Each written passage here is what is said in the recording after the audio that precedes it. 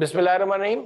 Student, statement of cash flow के आज जो है हम दो सवालात जो है वो इंशाल्लाह पूरे करने की कोशिश करेंगे। दोनों पास पेपर्स के सवालात हैं और आपके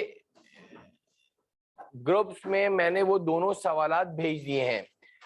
एक सवाल आपके पास मार्च 2018 का सवाल है। मार्च 2018 का सवाल है आपके पास। Following information pertains to Nadir limited. Extract from the statement of profit and loss for the year ended 31st December 2017. Profit before tax दिया हुआ है, टैक्स माइनस करा हुआ है, तो प्रॉफिट आफ्टर टैक्स आ गया, यानी कि नेट प्रॉफिट। पैड भी बोलते हैं जिसको, नेट प्रॉफिट भी कहते हैं।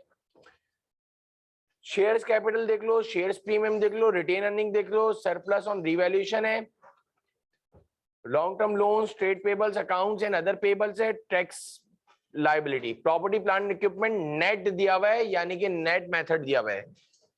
Other information, shares issued during the year were as follow. Number 1, 10% bonus shares issue करी है कंपनी ने इन मार्च 2017, लेकिन बोनस इशू के आगे लिख लो कि ये फ्री ऑफ कॉस्ट दिए जाते हैं, इसमें कोई कैश इन्वॉल्व नहीं होता। अपने रजिस्टर में लिख लेना कि bonus issue can not raise the cash. Bonus issue से कैश रेज नहीं होता।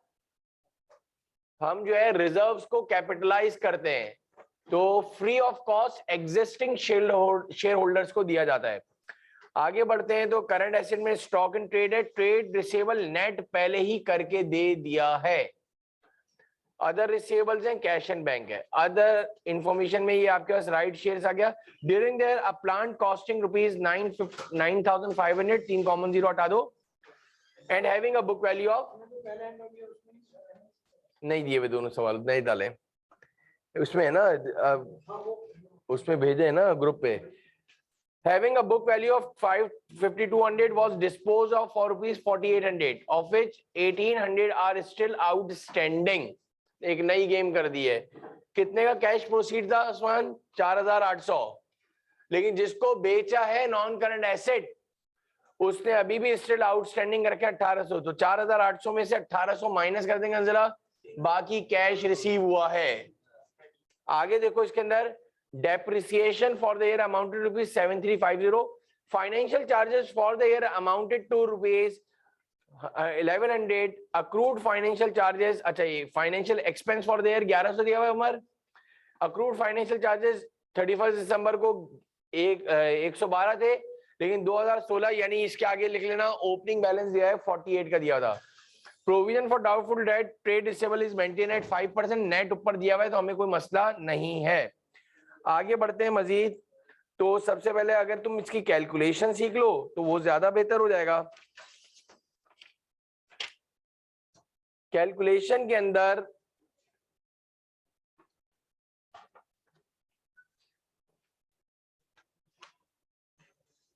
बेटा ये भी ये नए सवाल मैंने निकाले हैं। अगर ये बुक में है सर मुर्तजा की तो मुझे नहीं पता, देख लो। बहरहाल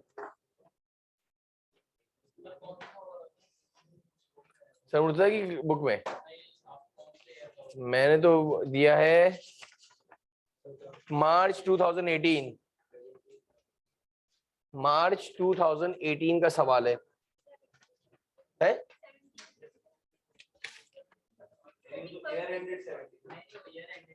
अरे मैं टाइम की बात कर रहा हूँ। मार्च ना पास पेपर्स में, तो मार्च 2018 का सवाल है ये, और ये क्वेश्चन नंबर 3 था। नादिर अकाउंटिंग है वो तो अलग बात है, नादिर लिमिटेड का सवाल है। एक काम ये कर लो जरा,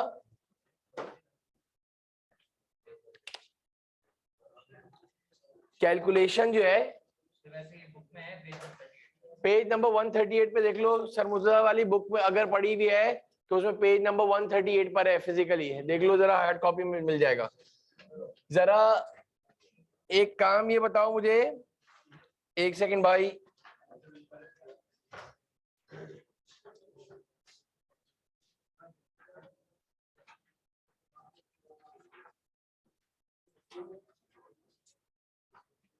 प्रॉपर्टी प्लांट एंड इक्विपमेंट, दरवाजा बंद करो। ये नेट बुक वैल्यू पे नेट है, एट नेट बुक वैल्यू।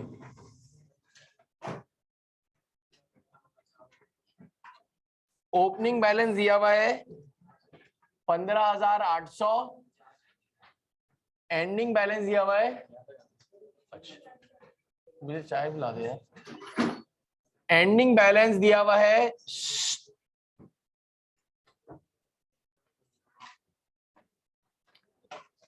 21,400। जरा जल्दी जल्दी बना लो भाई, ताकि ये सवाल दोनों हो जाएंगे। देखो वर्किंग नंबर 1,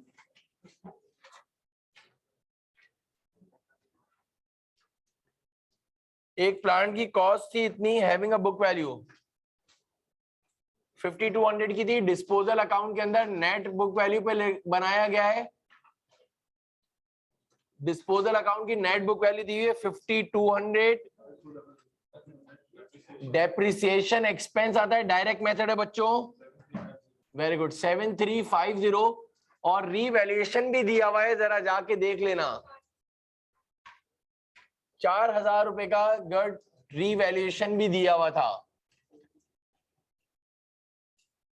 जो बैलेंसिंग फिगर है वो आपका एडिशन हुआ है। जो बैलेंसिंग फिगर है वो एडिशन ऑफ न्यू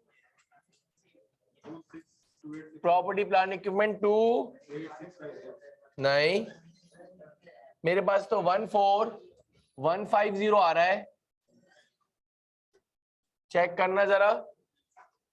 और 33,950 इधर का टोटल आया है, 33,950 इधर का टोटल आया है। इसके साथ वर्किंग 2 में साथ लॉस और गेन का देखो, जल्दी देखो भाई जल्दी, इतना टाइम थोड़ी है। नहीं आज जो है 2 सवालात नहीं है। सर मुर्तजा की बुक के अंदर भी है, पेज नंबर क्या है सर मुर्तजा की? 136 138।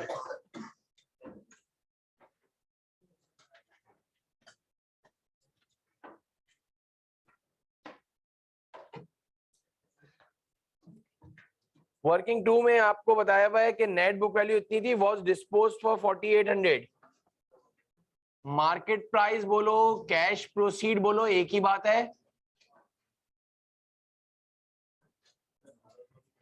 4800, उसमें से आपने नेट बुक वैल्यू माइनस करा 5200। लॉस ऑन डिस्पोजल कितना हुआ है? 4। नेक्स्ट देख लो इसके अंदर। लेकिन एक अलग बात है कि कैश प्रोसीड जो 4,800 रुपए आया है, उसमें से उसने लास्ट में लिखा हुआ है कि of which 1800 are still outstanding. Supply जिसको ये नॉन करंट एसेट बेचा है हमने, उसने सिर्फ और सिर्फ आपको कितने पैसे दिए? 1,800 रुपए स्टिल आउटस्टैंडिंग है। तो 4,800 में से 1,800 रुपए अभी भी स्टिल आउटस्टैंडिंग है। तो एक्चुअल कैश रिसीव कितना हुआ है? 3,000 रुपए। ये इन्वेस्टिंग एक्टिविटी में जाएगा, ये भी वर्किंग साथ ही बना लो। डिस्पोजल अकाउंट की जरूरत ही नहीं, डायरेक्ट नेट बुक वैल्यू पे दिया हुआ है, तो नेट बुक वैल्यू पे बना लिया। ये कॉपी कर लेना। 4800 का जो है हशम, हमने जो है वो नॉन करंट एसेट बेचा है। जिसको बेचा है उसके पास अभी भी 1,800 रुपए स्टिल आउटस्टैंडिंग है, यानी उसने कुछ पैसे दे दिए और कुछ बाकी है। तो कैश फ्लो में तो हम क्या लिखते हैं उमर? सिर्फ और सिर्फ रियल कैश लिखते हैं। कल्याण सवाल देख ले जरा बेटा, 138 में जो स्टिल आउटस्टैंडिंग लिखा है, तो इसमें मार्केट प्राइस है लेस आउटस्टैंडिंग, ये माइनस करा, आपके लिए आसानी हो जाएगी। तो ये लिख लो actual cash received. Actual cash received ये आ गया आपके पास। सारी वर्किंग्स पहले बना लो तो जल्दी से हो जाएगा। जरा जल्दी से कॉपी कर लो भाई, ये नादिर लिमिटेड का सवाल।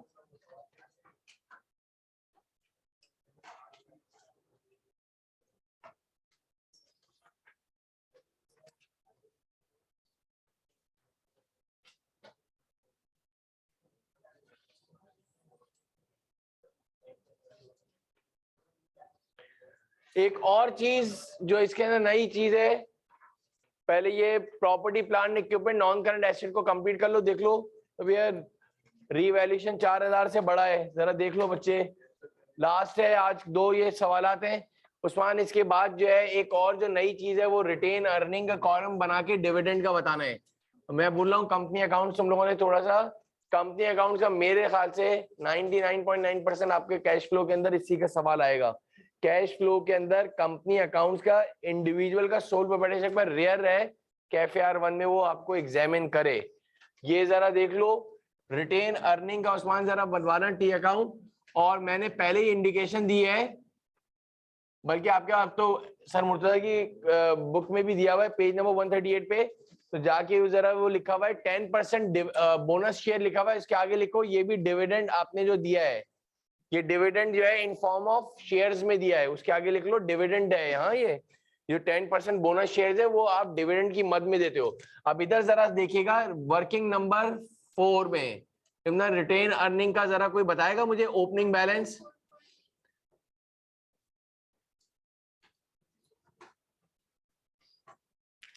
रिटेन अर्निंग का ओपनिंग बैलेंस दिया हुआ था आपके पास 1244। सारे स्टूडेंट जरा देख लो भाई, एंडिंग बैलेंस आपके पास 13450 दिया हुआ है। ये सारी वर्किंग जो है आपको कॉपी करनी पड़ेगी, इसमें कुछ नए पॉइंट्स हैं। नेट प्रॉफिट इस साल कितना आया था, पहले भी जेरोनोमियो कंपनी का जो वेरी फर्स्ट क्वेश्चन आया था उसमें भी बताया था। जैसा इधर जो डिफरेंस आता है बच्चे, डिविडेंड डिक्लेयर्ड आता है, वो आता है डिविडेंड डिक्लेयर्ड, याद कर लो, उधर बेकार में खराब करोगे, याद कर लो। नेट प्रॉफिट कितना है जरा बताओ जल्दी से, 6010, तो ये आ रहा है 18450 आ रहा है, जरा चेक करो 18450 आ रहा है ये, इसमें से 13450 कर रहा है, तो 5000 डिविडेंड डिक्लेयर्ड आ रहा है।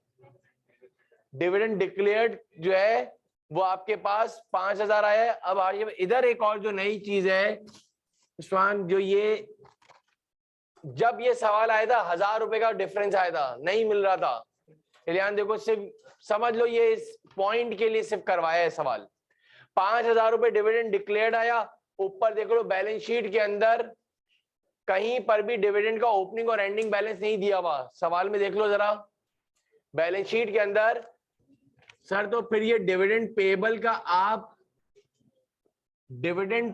का आपने टी अकाउंट क्यों बनाया साथ इसके पैरेलल वर्किंग नंबर 5 में? सुनो भाई, तो इधर आपने सर ओपनिंग बैलेंस नील है, कुछ दिया हुआ ही नहीं है, एंडिंग बैलेंस भी नील है।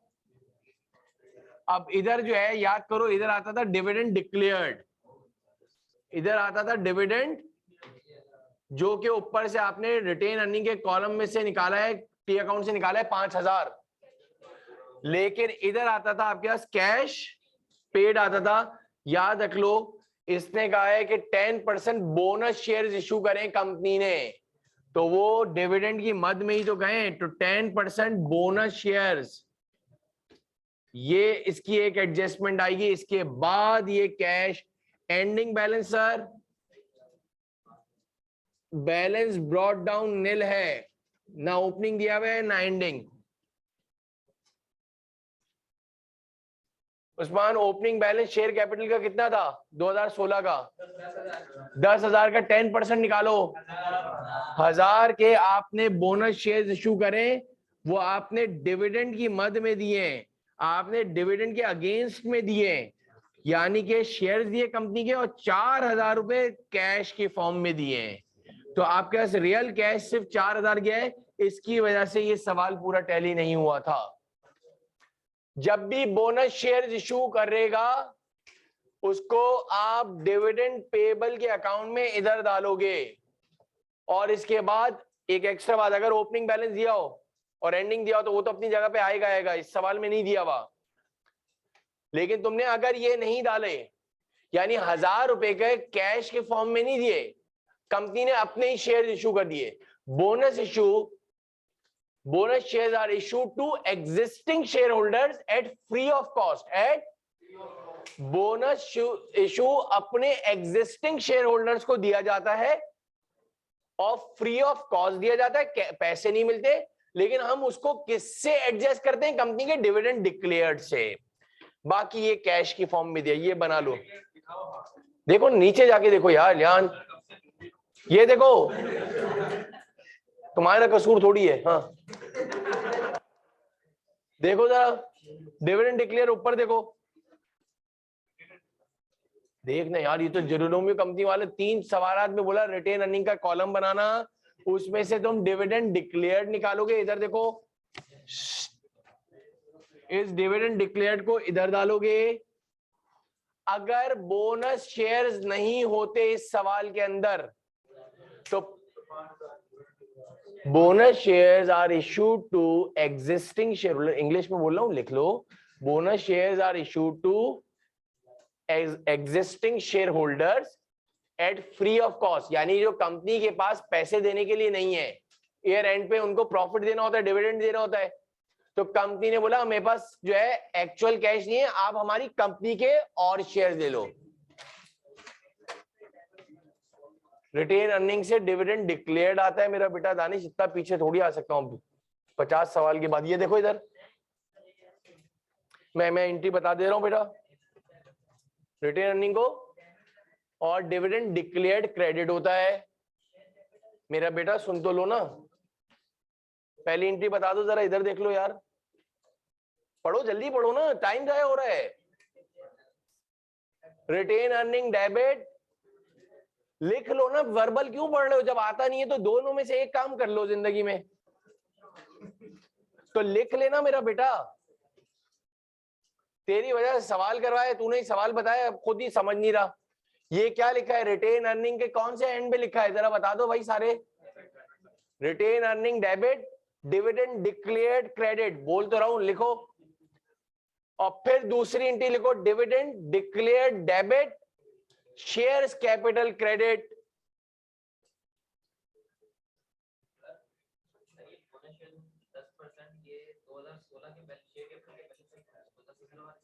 एंडिंग बैलेंस में कहां से होगा? जो शुरू के थे ड्यूरिंग द ईयर दिए, जरा देखो, ये देखो इधर,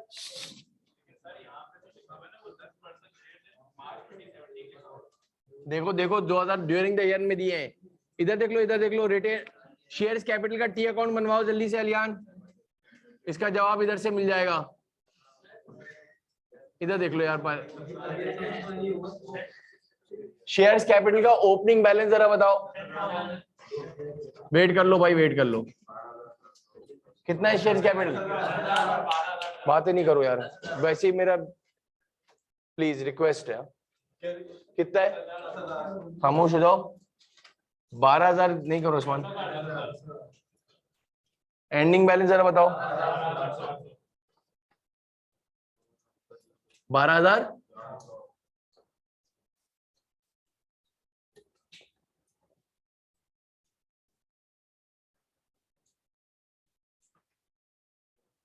टेन %।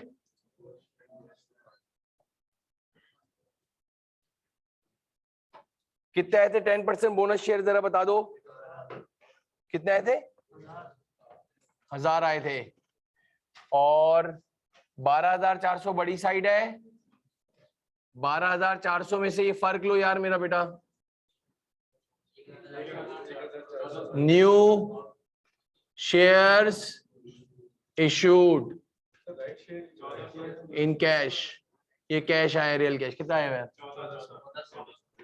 इसके साथ जरा सा एक और टी अकाउंट बना लो शेयर्स प्रीमियम का, नहीं है? जो भी है ये तुम छोड़ो, तुम बोलो है वो नहीं। ओपनिंग बैलेंस नील है, एंडिंग बैलेंस जरा बताओ। फाइनेंसिंग एक्टिविटी में 1400, 1400, 2800 रुपए की एडजस्टमेंट जाएगी, लिख लो भाई अपने पास।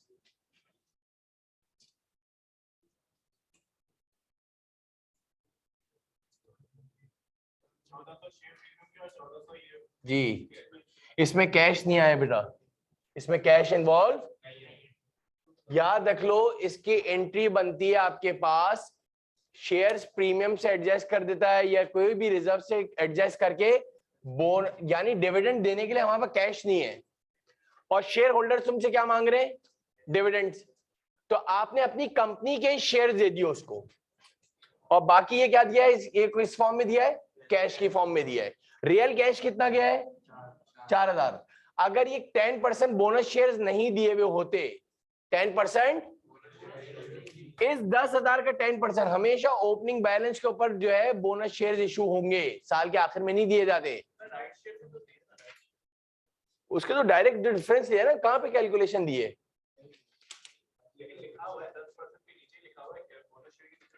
परसेंटेज कहां दिए यार, वैल्यू कहां दिए,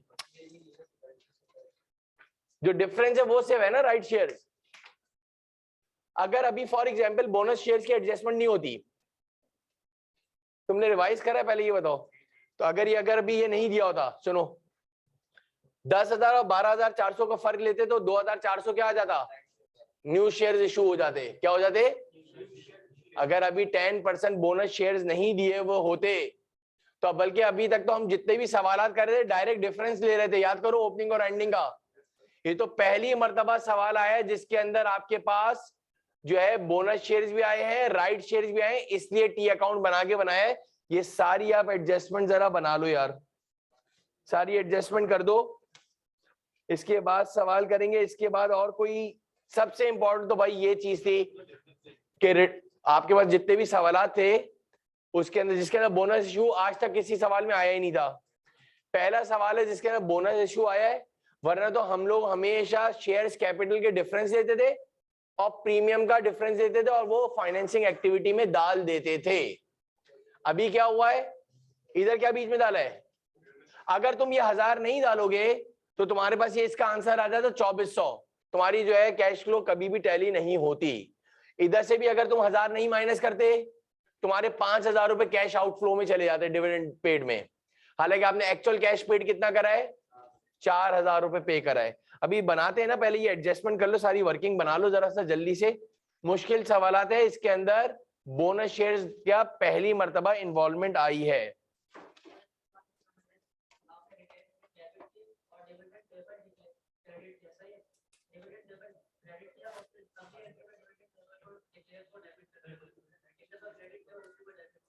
एडजस्ट कर दिया ना, वो पे कर दिया, पहले लायबिलिटी क्रिएट करी,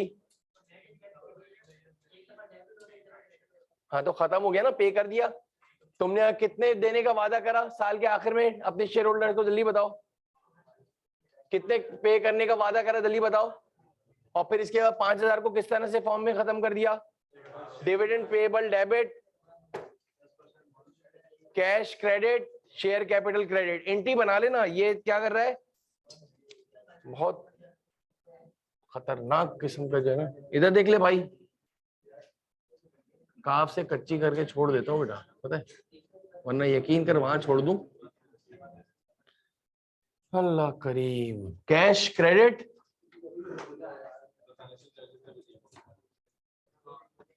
ये देख भाई, ये बोनस शेयर्स दिए हैं, ये बोनस हैं, कितने के दिए हैं, कैश कितना दिया है, और डिविडेंड तुमने शेयर होल्डर्स को डिविडेंड देने का कितना वादा डिक्लेयर करा है, 5,000। उसमें से 4,000 किस फॉर्म में दिए भाई। जिंदगी में हमेशा याद रखना, जब रिटेन अर्निंग से डिविडेंड डिक्लेयर हो जाता है तो ये कंपनी की बन जाती है लायबिलिटी। अब कंपनी इसको किस तरह सेटल करती है, इसको सेटल करने के दो तरीके होते हैं। नंबर 1, बोनस शेयर्स इशू कर दे, या फिर क्या इशू करे, कैश की फॉर्म में। दो एंट्रियां बनती हैं जिंदगी में, याद रख लेना। आपने रिटेन अर्निंग को करा डेबिट और डिविडेंड डिक्लेयर्ड या डिविडेंड पेएबल, जो लिखना चाहो वो कर दिया क्रेडिट। अब सारे शेयर होल्डर्स जो है खड़े हो जाएंगे जान पर के भाई दो, इसको सेटल तो करो। तो इसकी एंट्री बनेगी फिर डिविडेंड पेएबल डेबिट, कैश कितना दिया 4,000, और अपनी कंपनी के शेयर्स कितने दिए 1000, तो ये आपके पास एंट्री बन गई। जरा फाइनेंशियल चार्जेस का भी बना दो साथ साथ, ये एंट्री लिखना चाहो तो लिख लेना। और इससे पहले वाली एक और, अहमद पहले तो ये बननी चाहिए मेरा बेटा, अगर जब इतनी काम करा है तो एक और ये बना लो, कुछ छोटे नहीं हो जाओगे। Retain earning debit, retain earning debit,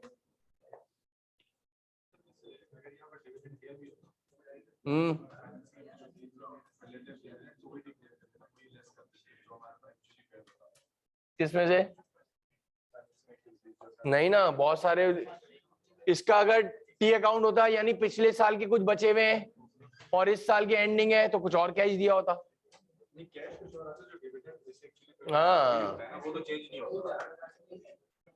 ये 5000 से एंट्री बनेगी भाई दानेश, समझ आया ये? अब एक फाइनेंस चार्जेस का बता दे भाई, इंटरेस्ट का जरा, ओपनिंग एंडिंग दिया हुआ है यमुना? 48 या 4800 है?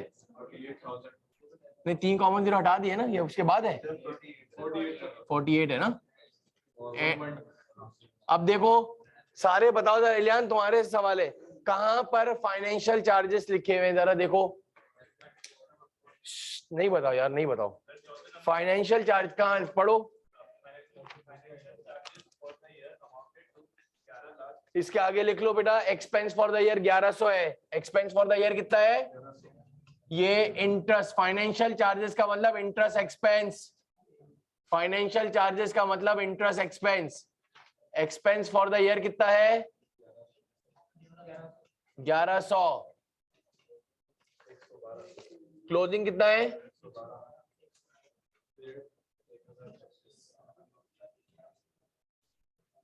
चलाओ, ये कितना हो गया? 1148। 1148 में से माइनस करो 112, कैश पेड 1036।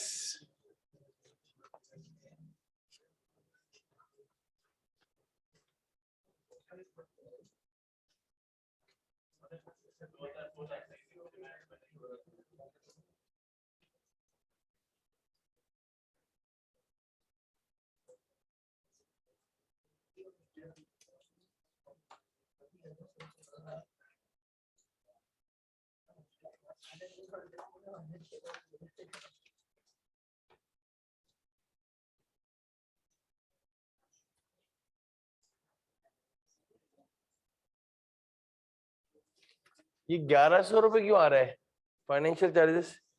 नहीं, ऐड बैक कर रहे हैं ना, लेस में कितना है? 1036 है ना? सही है। चलो ये बनाओ जरा, सही है।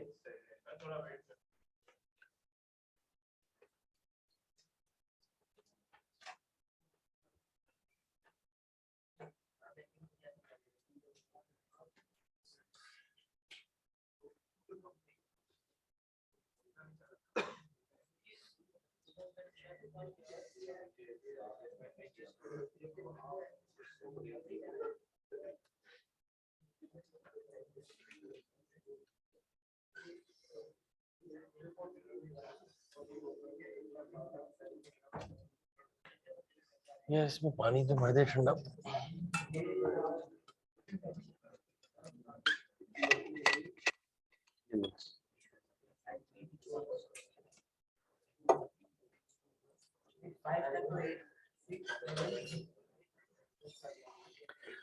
सवाल क्या है? डेप्रिसिएशन दिया हुआ है, जरा जल्दी देखो। डेप्रिसिएशन दिया हुआ है अहमद। लॉस ऑन डिस्पोजल निकाल दिया है, मार्केट प्राइस पता चल गई है, उसमें से एक्चुअल कैश रिसीव निकाल दिया था, addition of new property plant equipment हो गया है। और कोई एडजस्टमेंट है जरा देखना है, एडजस्टमेंट पे आइए। वो नेट दिया हुआ है, डायरेक्ट नेट माइनस कर दो। हाँ बेटा, कुछ भी नहीं करना, नेट लेना है। नेट ऊपर नेट दिए हुए, नेट दिए हुए। मान तुम भी डेप्रिसिएशन फाइनेंशियल चार्जेस का बताया, प्रोविजन डाउटफुल डेट हो गया, बोनस हो गया। चलो ये बनाओ पहले, ये अलियान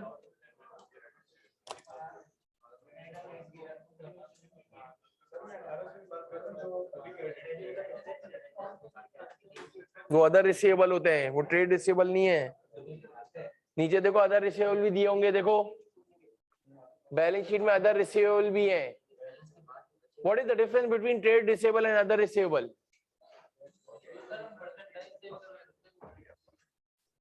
जिसको माल बेचते हैं वो ट्रेड रिसीवेबल है, जिससे हमने दूसरी चीजें नॉन करंट एसेट वगैरह बेचा है उधार पर, वो अदर रिसीवेबल में आएंगे। अदर रिसीवेबल दिए हुए जरा देखना बैलेंस शीट में, उसकी एडजस्टमेंट आ जाएगी अवेश।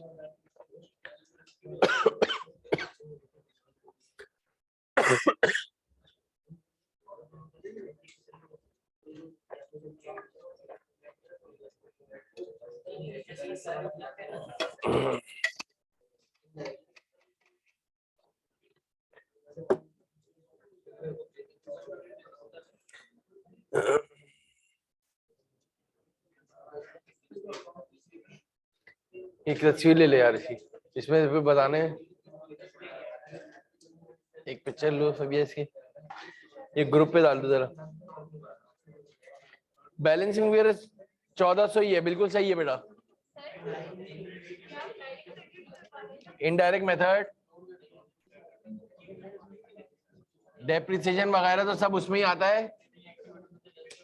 डायरेक्ट मेथड में तो अलग ही चीज होती है, कैश रिसीव फ्रॉम कस्टमर।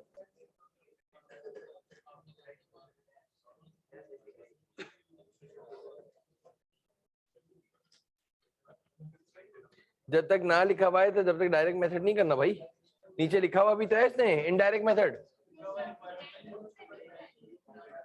हमारे नहीं ना, वो उसने इसीलिए तो उसने डायरेक्ट वो डेप्रिसिएशन दिया हुआ है। जब भी नेट बुक वैल्यू दी हुई होगी non current asset account, property plant equipment net book value दिया है, देखो जरा। यानी ऊपर बैलेंस शीट में अलाउंसेस, तो फिर एडजस्टमेंट में डेप्रिसिएशन खुद बता देगा। हाँ भाई बोलो, पढ़ो। ऊपर देखो क्या लिखा हुआ है अकाउंट रिसीवेबल में, जल्दी जाओ।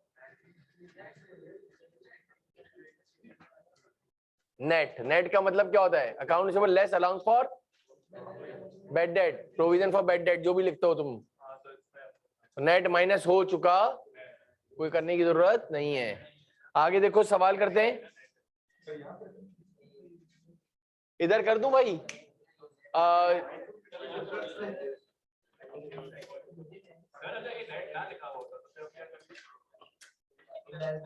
अलाउंसेस के बैलेंसेस दिए होते मेरा बेटा,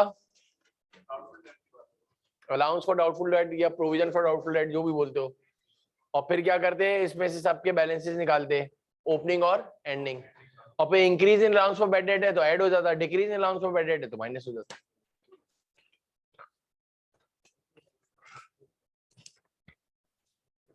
ये है नादिर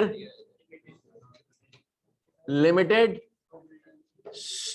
इधर देखो यार, स्टेटमेंट ऑफ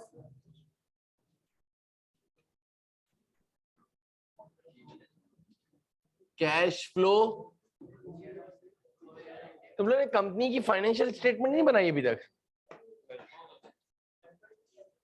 कंपनी के फाइनेंशियल स्टेटमेंट्स के अंदर इनकम स्टेटमेंट, बैलेंस शीट वगैरह, statement of changes in equity for the year ended, for the year ended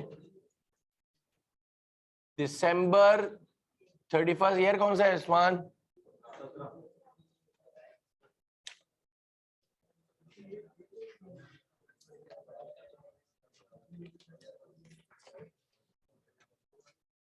cash flow from operating activities.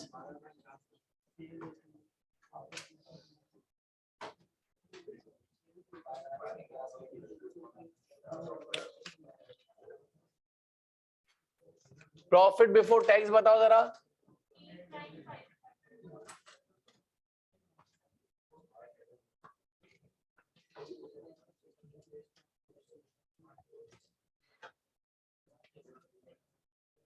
Adjustment for,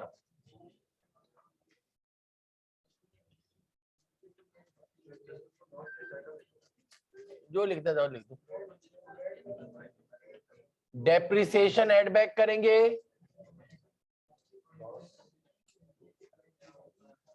loss on disposal को add back करोगे,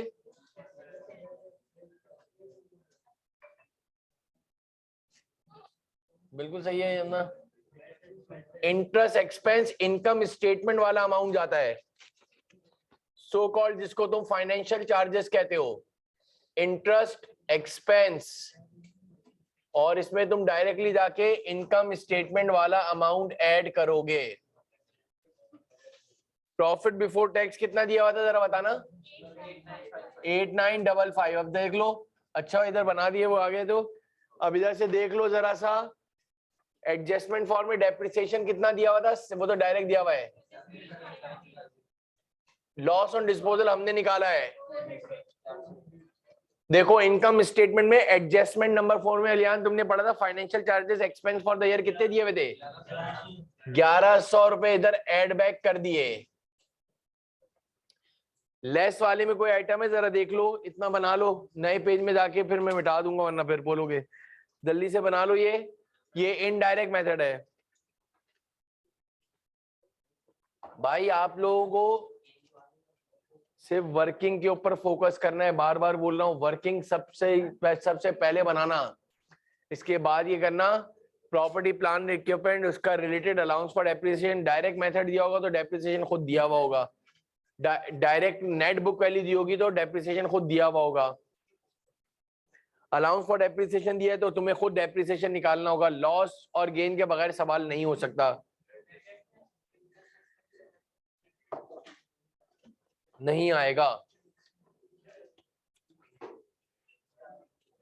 इसके बाद क्या करेंगे,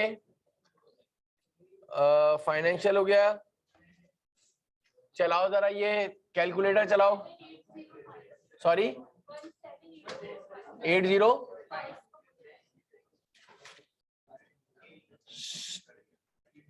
operating profit before changes in working capital.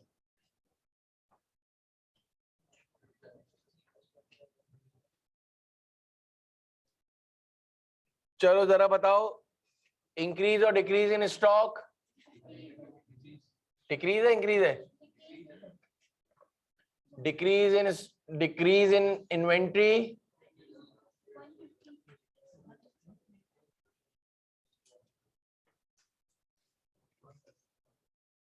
Receivable बताओ, increase हुए decrease हुए, receivable, increase in trade receivable, other receivable भी जरा बता दो, इंक्रीज हुए डिक्रीज हुए, इंक्रीज इन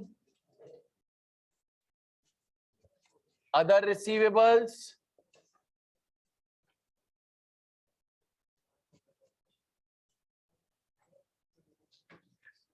ट्रेड पेबल्स का बताओ जरा,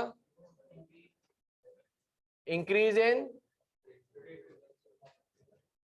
ट्रेड पेबल्स, अदर पेबल्स बताओ,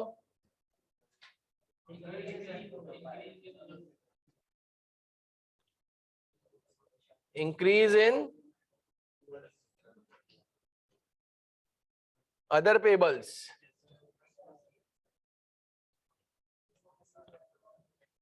लेकिन याद रख लो, इस अदर पेबल्स में तुम्हें जो है वो इंटरेस्ट का अक्रूड जो दिया होता है वो माइनस करना होगा। Opening balance, ending other payables कितने दिए हुए हैं, अदर पेबल्स का एंडिंग बैलेंस बताना जरा, 680, और उसमें से इंटरेस्ट का निकालना एंडिंग बैलेंस, उसके अंदर शामिल है 112, और उसके ओपनिंग बैलेंस बताओ अदर पेबल्स के 660, उसमें से 48 ये माइनस करोगे, फिर ये फर्क लेना, तो ये इसको इंक्लूड नहीं कर देना। नीचे जाओ, सवाल में अदर पेबल्स के अंदर इंटरेस्ट अक्रूवल भी दिया हुआ है जो नीचे एडजस्टमेंट में दिया हुआ था। अब इसका बताना जरा, इन्वेंट्री कितनी आई थी तुम्हारे पास? 150 डिक्रीज हुई है, तो यानी बेची है, तो पैसे आए होंगे। इसके बाद देखो जरा 215 अदर पेबल्स क्या है? 2394 क्या हुआ है? इंक्रीज हुए 239। इसके बाद जरा अदर पेबल्स बताओ। 15। इसमें अदर पेबल्स के अंदर अदर रिसीवेबल देखो जरा, माइनस करेंगे, बिल्कुल सही कह रहे हो। अदर पेबल्स कितने दिए हुए जरा देखो, कितने दिए हुए अदर पेबल्स? नीचे देखो 200, 2385 दिए हुए। 2385 का डिफरेंस आ रहा है, देखो जरा जल्दी। 23 और ओपनिंग नहीं था ना, कितना दिया हुआ है? फर्क लो।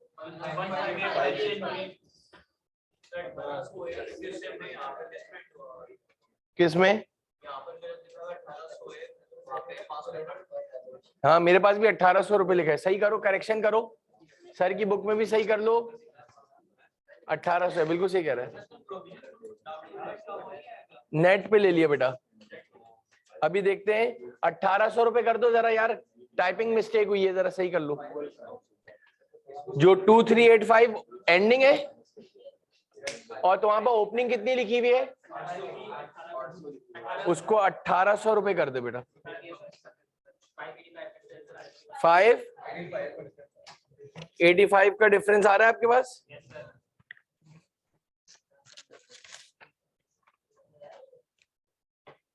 अच्छा ये एक मिनट, ट्रेड पेबल्स बताना, ट्रेड पेबल्स में फर्क 500 का ना इंक्रीज हुआ है ना। अब एक मिनट जरा सुन लो भाई, अभी मैं बता दे रहा हूँ, इसको वापस से बनाना पड़ेगा। अदर पेबल्स के यूं समझ लो, ये मैंने अदर पेबल्स का टी अकाउंट बनाया है।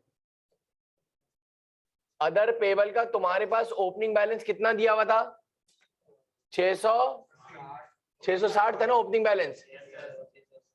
जो जिनको नहीं समझ में आ रहा था, ये 660 में इंटरेस्ट का ओपनिंग क्या दिया हुआ था? 40। ये माइनस करो तो ओपनिंग बैलेंस कितना आया? अदर पेबल्स का ओपनिंग बैलेंस जरा बता दो कितना? 612। एंडिंग बैलेंस बताना, एंडिंग बैलेंस अदर पेबल का एंडिंग बैलेंस बताओ, और उसमें 112 ये माइनस कर दो यार। 5, ये एंडिंग बैलेंस 568 हो गया। कौन सी बड़ी साइड है बताओ? ये 612 है, 612 से 568 हो गया, मैं ये कहना चाह रहा था। 44 का क्या हुआ है?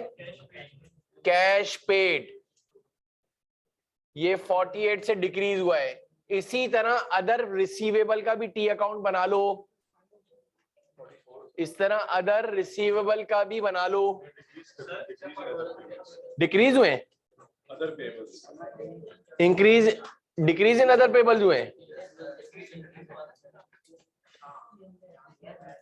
एक मिनट बेटा, इस अदर पेबल्स के अंदर इंटरेस्ट अक्रूड के दोनों बैलेंसेस शामिल थे, उसको आपने उधर एडजस्ट कर दिया। ये रहा भाई 48 और 100, इसकी एडजस्टमेंट अलग से आई है, तो आपने इस बार से माइनस कर दिया है, ये जरूर बना लेना। अदर पेबल्स का जरा बनवा लो, अदर रिसीवेबल का, अदर रिसीवेबल का जरा बताओ।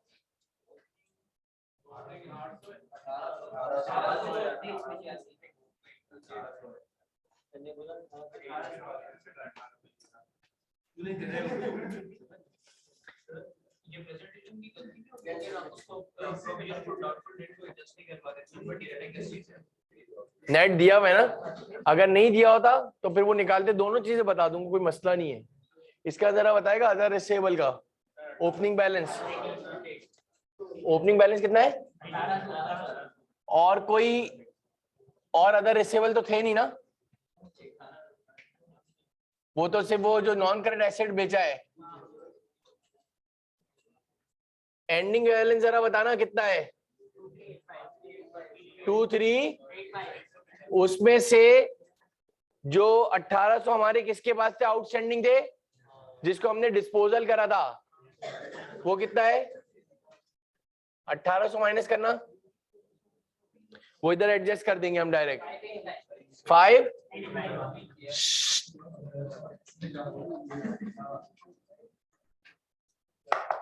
भाई 585 इधर आ गया,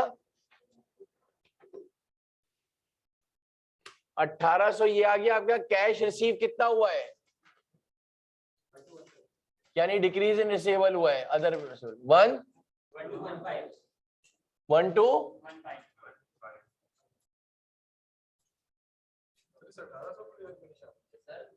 कहां पर?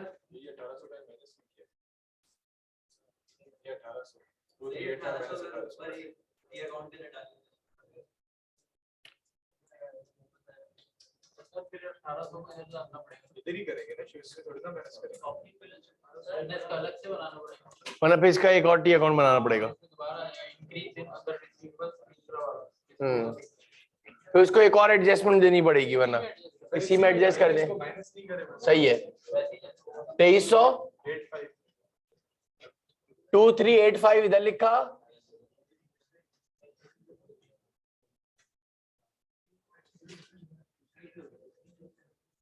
तो इंक्रीज हुआ है कितने से?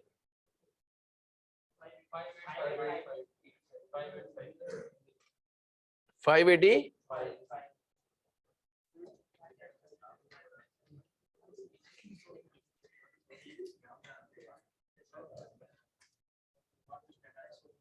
हाँ बोलो बोलो यार, फिर सुन लो भाई। प्रॉफिट बिफोर टैक्स दिया हुआ था आपके पास 895 8955, डेप्रिसिएशन को ऐड बैक करा, लॉस ऑन डिस्पोजल को ऐड बैक करा है, जरा देख लेना। इसके बाद लॉस ऑन डिस्पोजल के बाद डेप्रिसिएशन हो गया, इंटरेस्ट एक्सपेंस इनकम स्टेटमेंट वाला अमाउंट ऐड बैक कर दिया, तो ये आ गया operating profit before changes in working capital. ये इनडायरेक्ट मेथड का फॉर्मेट है। इसके अंदर एडजस्टमेंट फॉर के अंदर आ गए थे। फिर इसके बाद क्या था? इंक्रीज और डिक्रीज इन इन्वेंट्री, इंक्रीज और डिक्रीज इन रिसीवेबल, इंक्रीज और decrease in other receivable, increase और decrease in payables, trade payables, और इंक्रीज और डिक्रीज इन अदर पेबल्स। ये जरा बताना क्या है ये उस्मान? 215 कैसे आएगा? 585 ये कितना है? 44 आया ना? कैश पेड 44 करा है,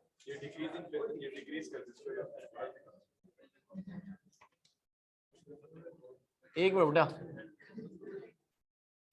इंक्रीज हुआ है ना ये, वो कर दिया ना बेटा।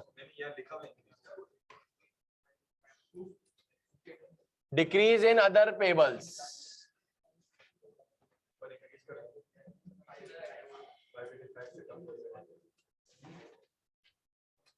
फाइव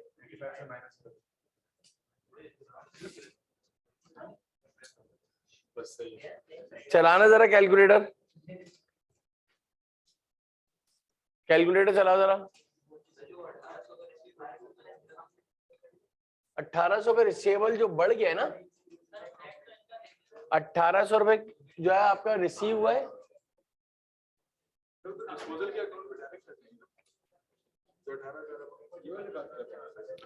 असल में वो प्रॉब्लम ये आ रहा है कि वो बोल रहा है 215 आ रहा है, इधर से देख के बोल रहा है इधर, बाकी सारी चीजें सही है। इसको नेट करा जरा, चलाना इसको कैलकुलेट। 1543 जरा इसके अंदर देखो, सिर्फ अदर रिसीवेबल के अंदर जो आ रहा है आपका 150 आ गया, 2394 सही है, 544 इसके अंदर ही प्रॉब्लम है, बस अदर रिसीवेबल में 585 नहीं आ रहा है लियान, ये आपके पास आ रहा है 215 का अदर रिसीवेबल प्लस में आ रहा है। अदर रिसीवेबल में 215 पॉजिटिव में आ रहा है,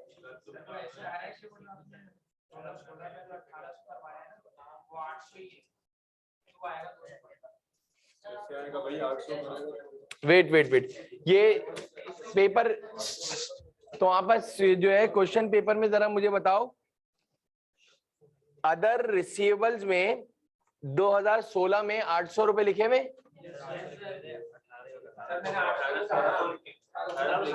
सुनो सुनो सुनो, ये आपने 1800 करे थे ना, और ये कितने लिखे हुए 2385, और नीचे आओ जरा, आपके पास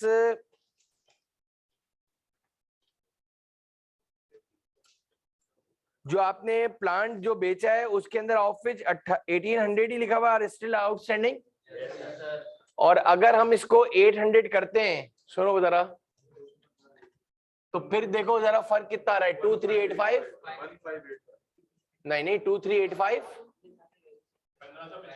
800 रुपए का नहीं, वैल्यूज के अंदर प्रॉब्लम जो है ना, सवाल के अंदर जो है मेरे पास जो पास पेपर है उसके अंदर 800 रुपए ही लिखा हुआ है, 800 रुपए ही लिखा हुआ है, और उसमें लिखा हुआ है 2385। मैं तुम्हें इधर से एडजस्ट करवा के बता रहा हूँ, ये जैसे अप्रूव हुआ है इस तरह ये भी प्रूव होना चाहिए, लेकिन इन्होंने क्या करा है 2385 में 2385 के अंदर से इसने माइनस करवाया है, क्या चीज नेट करवा दिया इसने,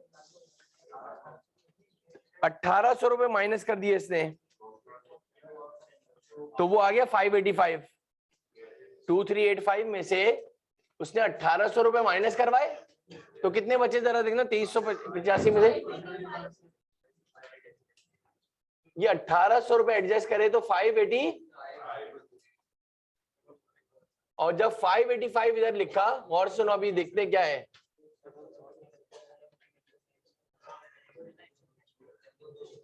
तो ये 215 इधर आ रहा है, सुनो सुनो सुनो यार, ये एक्चुअल कैश रिसीव हुआ है, लेकिन आपके पास अच्छा ये ओपनिंग में 800 रुपए लिखा हुआ है जो आपके पास सवाल में दिया हुआ है, और इधर जो है कितना लिखा हुआ था 23 माइनस, तो ये इधर इसने 585 लिखा, 800 रुपए बड़ी साइड है, और जब एक मिनट बेटा मैं इसको वापस से प्रूव करेंगे कि किस तरह से आए, 215 का आपका कैश रिसीव हुआ है ना, चलाइएगा जरा एक मिनट के लिए कैलकुलेटर, मैं इसका भी टी अकाउंट में ये 1800 रुपए को देखना है कि अकाउंट फॉर, देखो जरा ये 1800 रुपए क्यों माइनस कर रहा है, सर ये जो ओपनिंग बैलेंस है हो गया 800, ये हो गया क्लोजिंग बैलेंस 585, 585 नहीं होना चाहिए सर, 18 नहीं वापस चेक करो, 16232 आ रहा है, 16232 आ रहा है, जरा वापस से मैं चेक करूं जरा, हाँ क्या बोल लो सर, मैं बोल रहा हूँ ओपनिंग बैलेंस आ गया हमारा 800 रुपए, हाँ, और सर क्लोजिंग बैलेंस आ गया 2385, हाँ, और सर जब हमने डिस्पोज ऑफ किया होगा अकाउंट रिसीवेबल डेबिट किया, हाँ, वो अदर रिसीवेबल डेबिट किया, अब सर इसमें हम लिख देते हैं 1800 रुपए जो हमने डेबिट किया होगा वो इसी अकाउंट में किया होगा ना, डेबिट किया होगा, हाँ, अदर रिसीवेबल डेबिट कर 1800, सही है ना यार, अब सर वही नेट इम्पैक्ट है, ये डिस्पोजल आया ना, इधर आएगा,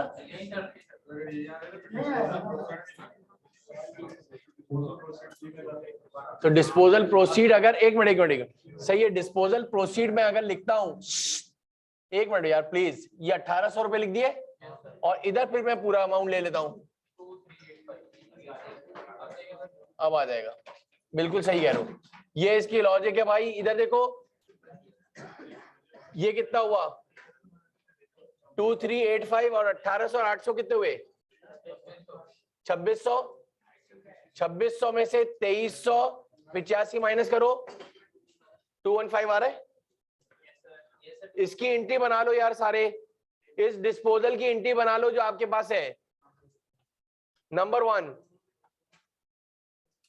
आपने डिस्पोजल के अंदर जो है net book value direct method है ना, तो डिस्पोजल अकाउंट आपके पास जो है मशीन क्रेडिट कर दी, प्रॉपर्टी प्लांट इक्विपमेंट क्रेडिट कर दे, उसकी नेट बुक वैल्यू बताना कितनी है, प्रॉपर्टी प्लांट एंड इक्विपमेंट की 5200 थी, जरा इधर चेक कर ले बेटा, और कैश कितना मिला आपको, सिर्फ कैश कितना मिला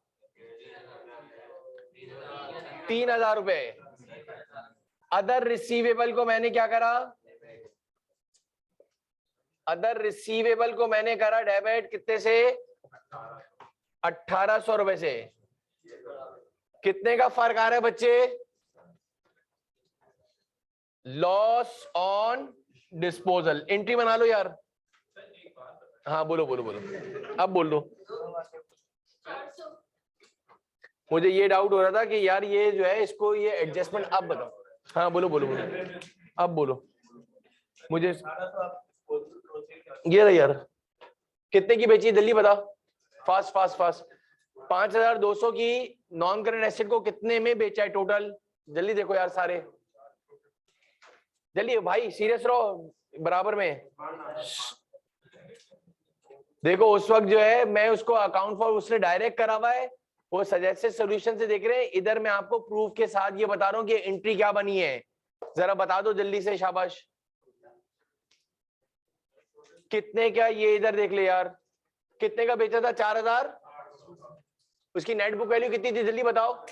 तो हमें कितने का लॉस हुआ अलियान, उस जो 4,800 का जिसको माल बेचा है, जिसको नॉन करंट एसेट बेचा है, उसने तुम्हें सिर्फ एक्चुअल कैश कितना दिया है, 3,000, और 1,800 बाद में देने का बोला है। इसकी एंट्री बना दे बेटा, कैश कितना मिला उस वक्त, 3,000। अदर रिसीवेबल जरा बता दो, 1,800, और लॉस और गेन कितने, लॉस कितने का हुआ है, तो ये 5,200 के बराबर गया। ये 1,800 को मैंने इधर डाला है बच्चे। ये वाला डिस्पोजल के आपने कितने का बेचा था, टोटल जो है आपने नॉन करंट एसेट कितने का बेचा था, नहीं 4,800, और वेंडर ने तुम्हें पैसे कितने दिए उसमें से, 1,800 रुपए अपने अदर रिसीवेबल थे, वो इधर नहीं आ रहे थे बच्चे। ये है, लिख लो डिस्पोजल एक्चुअल कैश में, बिल्कुल सही है, बिल्कुल सही कह रहे हो, decrease in,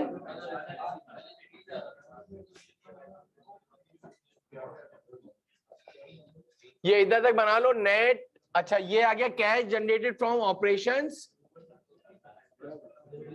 cash generated from operations आ गया। अब इसके अंदर से मुझे बताओ इनकम टैक्स का कुछ दिया हुआ है एडजस्टमेंट, तो टैक्स क्या ओपनिंग एंडिंग दी हुई है अलग से, तो उसका भी एक टी अकाउंट बना दो, उससे एक्चुअल कैश निकाल दो, टैक्स के बना दो यार।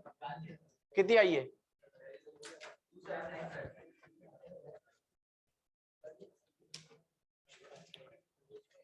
ये पूरी पूरी वर्किंग कॉपी करो बच्चे, पूरी वर्किंग कॉपी करो।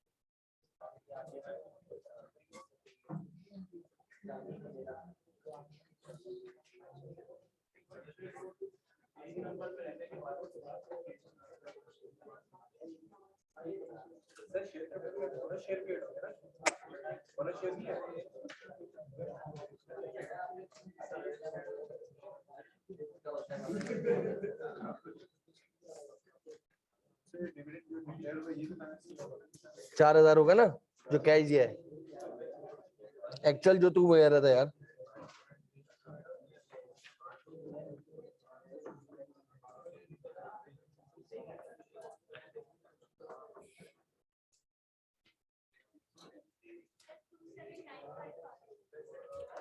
क्या चीज, क्या टैक्स, टैक्स की बना लेना भाई, कैश जनरेटेड फ्रॉम ऑपरेशंस के बाद लेस इनकम टैक्स पेड। आपने शायद इनकम टैक्स का क्या बनाया है, कितना है 25, आगे लिख लो एक्चुअल कैश पेड, इसके आगे लिख लो एक्चुअल कैश पेड 27, और इंटरेस्ट एक्सपेंस कितना पे करा था हमने, फाइनेंस का क्या बनाया था 1036 बेटा, दोनों को माइनस करना है, नेट कैश फ्लो फ्रॉम, आगे लिख लो interest expense paid, actual cash paid, कितना आया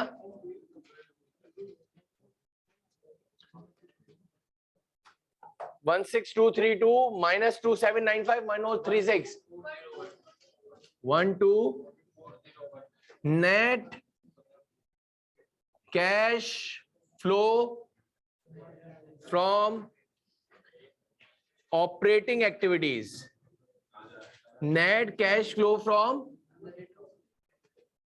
ऑपरेटिंग एक्टिविटीज, ये दोनों हमने जो है एक्चुअल कैश पेड निकाल के इसकी दोनों की वर्किंग पहले ही बना ली थी, एक आप लोगों ने बनाई है।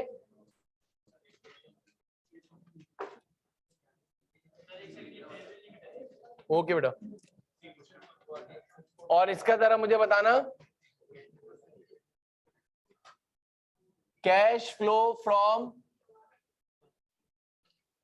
इन्वेस्टिंग के अंदर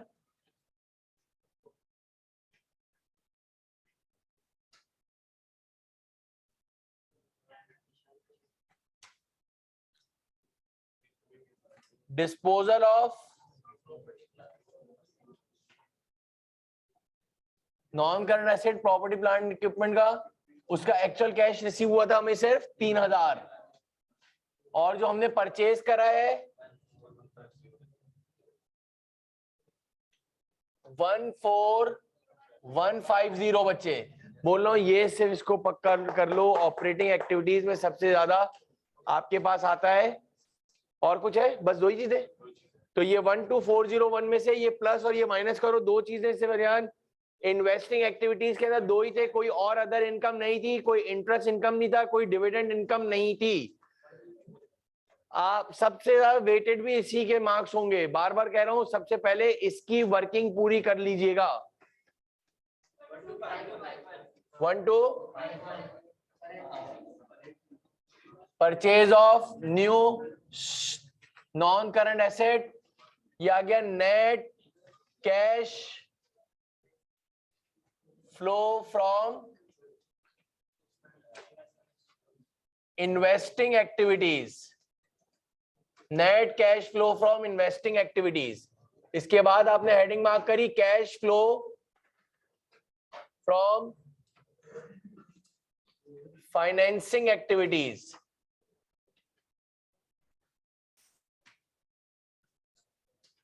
आपने नए शेयर इशू करे थे, इशू ऑफ शेयर्स कैपिटल, जो डिफरेंस निकाला था बोनस के बाद 1400 रुपए आए थे मेरे ख्याल से, और 1400 रुपए का प्रीमियम आया था, शेयर्स प्रीमियम दोनों को एक साथ भी लिख सकते हो, कोई इशू नहीं है, shares premium on issue of shares. फिर आपने जरा लॉन्ग टर्म लोन्स है, लॉन्ग टर्म लोन में हो जाएगा रीपेमेंट हुई है, अब देखो इसके अंदर कोई एडजस्टमेंट नहीं, डायरेक्ट प्लस माइनस कर सकते हो, जरा बता देना कितना लॉन्ग टर्म लोन में रीपेमेंट हुई है, रीपेमेंट ऑफ लोन नोट्स 900 रुपए के, और इसके बाद जो अभी तुमने उस्मान बताया लेस डिविडेंड पेड, और उसमें जो एक्चुअल कैश पेड गया है, dividend paid actual cash paid वो गया है 4000 का, 1000 के तो तुमने शेयर्स दिए थे, उसमें फिजिकल कैश आउटफ्लो नहीं हुआ था। अब इसको जरा चलाना पॉजिटिव का नेगेटिव में, नेट डिक्रीज हो गया बच्चे in cash and cash equivalent,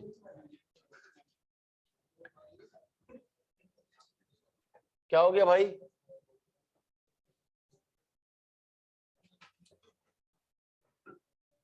cash का ओपनिंग बैलेंस जरा बता दो। 3204 3204 23। कैश का ओपनिंग बैलेंस आपने ऐड करा तो ये कैश के,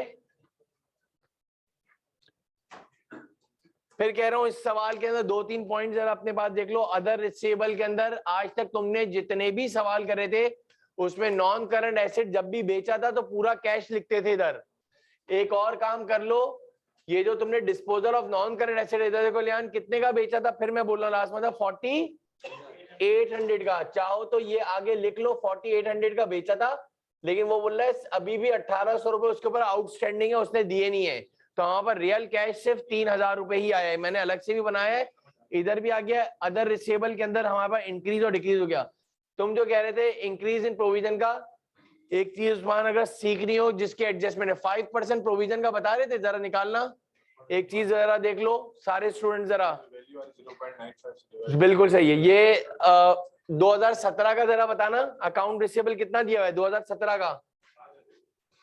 अकाउंट रिसीवेबल का 2017 का जरा बताना। 66। इसमें से 5% जो है ना आपका बैड डेट चार्ज होने के बाद का दिया हुआ है। एक दूसरी चीज बता रहा हूं, 6840 नेट दिया हुआ था बच्चे, यानी ये 95% के बराबर था। इसमें 5% माइनस हुआ है। और चाहो तो इसका 5% ले लो या 100 करके टोटल भी निकाल सकते हो, ग्रॉस भी निकाल सकते हो। कितना हुआ? 72। अब इन दोनों का माइनस करेगा बेटा तो वो अलाउंस फॉर बैड डेट का ओपनिंग या एंडिंग बैलेंस आ जाएगा। ये ओपनिंग था, ये 2017 था ना, और 18 दिया हुआ है या 16 दिया हुआ है, ये क्लोजिंग है। ये क्लोजिंग हो गया 360 आपके पास जो है वो अलाउंस फॉर बैड डेट हो गया। 2016 का अकाउंट रिसीवेबल बताना नेट 800, वो भी 95% के बराबर है। 100% निकाल दो, 444 का 90 मल्टीप्लाई बाय 100 डिवाइड बाय 95 करना, 46। इन दोनों का फर्क लेना 234। इतना तुम लोगों ने पढ़ा था कि पहले अलाउंस फॉर बैड डेट 234 थे, वो बढ़ के कितने हो गए 360। इंक्रीज हुए, क्या हुए? 234 से अलाउंस फॉर बैड डेट बढ़ के कितने हो गए? अब एक काम ये कर सकते थे, इधर जाके इंक्रीज इन प्रोविजन लिखते। समझ में आई बात? और इसके अंदर डिफरेंस कितना आया दोनों का? दोनों का फर्क लो 126 इधर डाल देते, और इधर जाके तुम ग्रॉस वाले अमाउंट का डिफरेंस ले लेते। तो इतनी पंचायत करने की जरूरत क्या है, नेट डायरेक्ट डाल देना। एक तरीका यह है कि इंक्रीज इन प्रोविजन कितना हुआ है, 234 से 360 हो गया है, फर्क लेना जरा 126। एक और भी जरा देख सकते हो, 126 इधर ही जाके तुमने ऐड में लिख दिया। इंक्रीज इन प्रोविजन जो है ऐड होता है, और ये दोनों ग्रॉस का फर्क लेना 7200, 4680 से 7200 हो गया।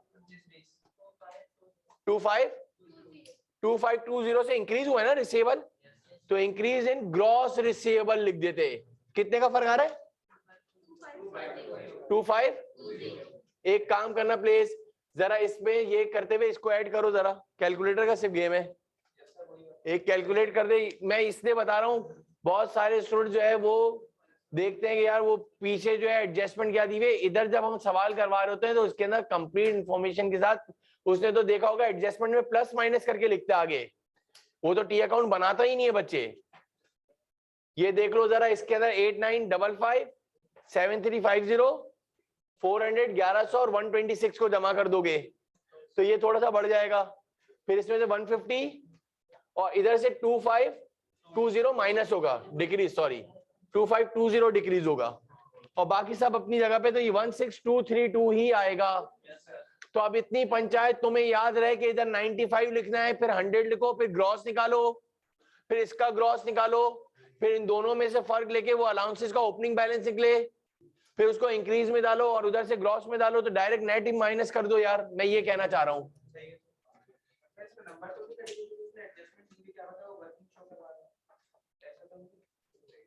मेरे ख्याल से तो नहीं है यार, फिर भी दोनों सीख लो भाई। ये मैंने कहा पहले, ये तुम्हें बता दूं, देख लो ना फर्क आ रहा है ये नहीं आ रहा बच्चे। इसके अंदर अगर 126 को जमा करता है तू और इधर से 2520 माइनस करता है, इधर से नेट हटा दो, 126 है बच्चे। लेकिन वो जो नेट अमाउंट दिया होगा 10% दिया होगा, तो 10% नीचे रखोगे तो 90 हो जाएगा। 15% प्रोविजन रखा था तो इधर क्या रखोगे फिर 85, क्योंकि रेक्टिफिकेशन थोड़ी है कि उधर 5% ही आएगा। इधर प्रोविजन लगाया था इसने 5%, तो हमने नीचे रखा 95। बोला provision for doubtful date estimated at 15% of accountable balance, तो इधर तुम 85 रखोगे, जो बैलेंसेस नेट दिए हुए वो 85 दिए हुए हैं। लेकिन इसके अंदर ये वाले तो इसके लिए नहीं, अदर रिसीवेबल के लिए, कि जब भी नॉन करंट एसेट बिका है तो उसमें भी उधार हो सकता है, उधारी हो सकती है। और सबसे इंपॉर्टेंट बोनस इशू जब दिया हुआ है, तो जब डिविडेंड डिक्लेयर करोगे, तो डिविडेंड डिक्लेयर के अंदर आपने 1000 रुपए बोनस के डालने, बाकी कैश तुम्हारे पास पेड है। वरना तुम्हारा इधर अभी हम 5000 रुपए डालते, तुम्हारा ये टैली नहीं करता।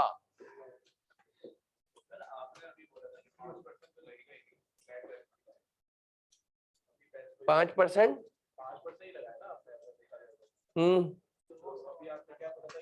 मैंने बोला उसमें, मैंने अलाउंसेस को बीच में नहीं लाया था, नेट को डायरेक्ट माइनस करके ये डाल दिया था, देख 2394। और दूसरा तरीका ये है कि पहले इंक्रीज इन प्रोविजन 126 लाओ, उसके दरमियान पूरी ये इतनी सारी वर्किंग करेगा, 95%, 100% निकालेगा, ग्रॉस निकालेगा। वो ये कह रहा है कि सर इसने दिए हुए एडजस्टमेंट, तो ये कहीं ये तो नहीं है इसके नंबर डिडक्ट कर दिया, हमने डायरेक्ट नेट कर दिया, समझे?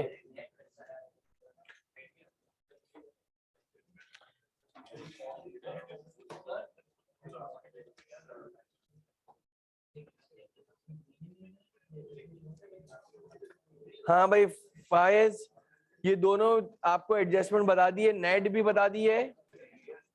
ये कौन है भाई?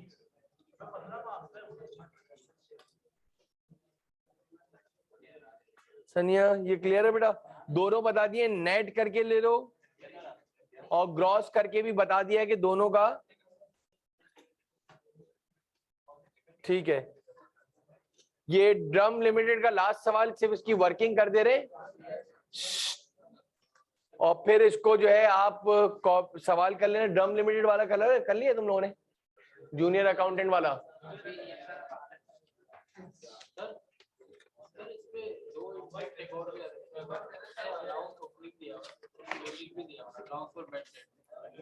और हमें ये भी बताया कि 5% 10% कोई किसी ने प्रोविजन रिकॉर्ड किया है सर, फिर हम जो उसका एंडिंग बैलेंस जो होगा अकाउंट रिसीवेबल का नेट वाला नहीं उसका 5% निकाला, हमने अलाउंस पे अकाउंट बनाया, allowance for bad debt opening तो दिया हुआ तो अलाउंस फॉर बैड डेट तुम बोलो, नहीं नहीं है, अगर उसमें भी दिया हुआ नहीं है, अगर दिया अलाउंस फॉर बैड डेट भी दिया हुआ है, और उसने बताया कि 5% से रिकॉर्ड होगा, तो वो दिए हुए तो बैलेंसेस ओपनिंग क्लोजिंग, और इस साल का मैं जो एंडिंग बैलेंस है अकाउंट रिसीवेबल का उसका 5% निकालूंगा, bad debt expense debit allowance for bad debt credit नहीं, वो एंडिंग बैलेंस में जाता है, उससे नहीं बनता। और अगर सर इसमें इंपैक्ट डिफरेंस आएगा तो उसको मैं अकाउंट फॉर करूंगा, क्या पता सर डिक्रीज अलाउंस की और कभी ना, तो ऐसे भी देख सकते हैं, ओपनिंग एंडिंग से परसेंटेज निकालने की जरूरत थोड़ी है।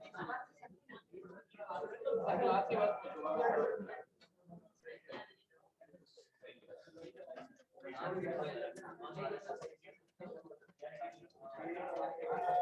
ठीक है बेटा, ये देखो जरा सवाल, ये देखना सर मुर्तजा की जो है बुक के अंदर ड्रम लिमिटेड वाला सवाल दिया हुआ है, junior accountant of drum limited वाला सवाल देख लो जरा, 139 पे, पेज नंबर 139 पे जरा देख लो। स्प्रिंग 2019 का सवाल दिया हुआ है, ड्रम लिमिटेड वाला सवाल मिला? नहीं होगा भाई ये सवाल।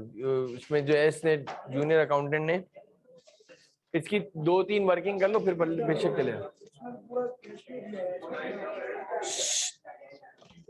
बस भाई खामोश जाओ। क्वेश्चन नंबर मेरे पास, तुम्हारे पास ये इसमें 139 पर है, पेज नंबर 139 पर ड्रम लिमिटेड वाला सवाल है। Junior accountant of Drum Limited has prepared the following statement of cash flow for the year ended 31st December 2018.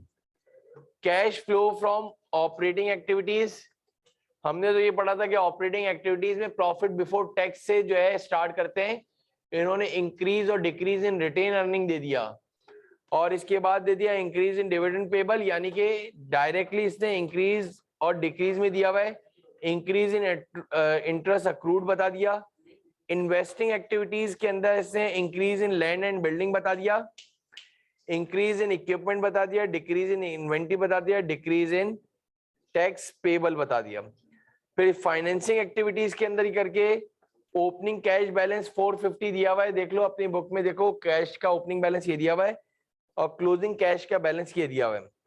Junior accountant inform you that he has taken the difference of opening and closing balance of each balance sheet item and classified each difference as either operating, investing or financing activities, financing cash flow. He further informed that the statement is tie up with the cash balances appearing in the balance sheet, यानी जो cash का opening और ending balance दिया हुआ है वो बिल्कुल सही दिया हुआ है। और इसके बाद क्या लिखा है, he has ignored the following information। लेकिन जब ये जो ऊपर वाली जितनी भी इंक्रीज और डिक्रीज का जो फ्लुएंसी दिखाई है इसके अंदर से ये 6 चीजों को एडजस्ट करना भूल गया। नंबर 1, डेप्रिसिएशन डालना भूल गया है। डेप्रिसिएशन ऑन बिल्डिंग और इक्विपमेंट अमाउंट रुपीज 480, बिल्डिंग का डेप्रिसिएशन 480 है, इक्विपमेंट का डेप्रिसिएशन 810 है। During the year N equipment costing 560 having a book value of 310 was sold for rupees 440। बोल रहे हैं ना इसने अकाउंट फॉर नहीं करा, इन सारी चीजों को नहीं एडजस्ट करा तो ये डिस्पोजल डालना भूल गया है। आगे देखो, provision for doubtful debt was increase, provision increase in provision हो गया आपके पास 140 का। Dividend amounted to rupees 700 was paid, आगे लिख लो एक्चुअल कैश पेड 700 का हुआ है। डिविडेंड डिक्लेयर का नहीं पता हमें कितने का हुआ है, वो बोल रहा डिविडेंड पेड करा है, कैश पे करा है 700 रुपए। और फिर बोल रहा है interest and tax expense, interest and tax expense for the year amounted to rupees 378 and 650 respectively. Trade and other payables as at 31st December 2018 include 950 for purchase of land and building। देखो इधर एक और कहानी आ गई, ऊपर जो आपने जो ट्रेड और अदर पेबल में 950 रुपए किसके शामिल हैं, जो आपने लैंड एंड बिल्डिंग में भी लिए हैं। अब जरा देखो स्टेटमेंट ऑफ कैश फ्लो जो बोल रहा है बनाने के लिए सारे स्टूडेंट जरा देखो, सबसे इंपॉर्टेंट चीज आपको एक चीज इसके अंदर जो वर्किंग के लिहाज से, ये थोड़ा सा कैमरा इस तरफ कर दो तो जरा बेहतर हो जाएगा, जरा देख के करना खड़े होके।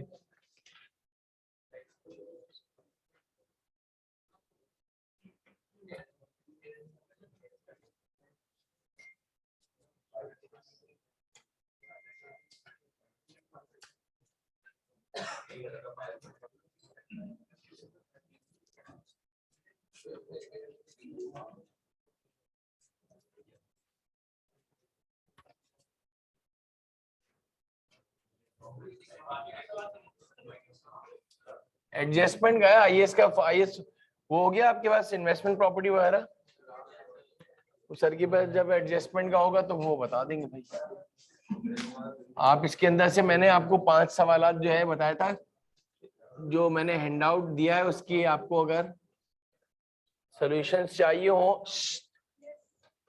तो आप ले लीजिएगा। उसके सारे जो है मेरे पास ये ले लीजिएगा नेक्स्ट क्लास के अंदर। और इसके अंदर सबसे इंपॉर्टेंट चीज जो है, how we can find out profit before tax. इस सवाल के अंदर उमर सबसे बड़ा कहानी ये है कि कहीं से भी हमें प्रॉफिट बिफोर टैक्स पता चल जाए। देखो इधर कहां तक आ रहा है, इधर तक बोर्ड आ रहा है। प्रॉफिट बिफोर टैक्स के अंदर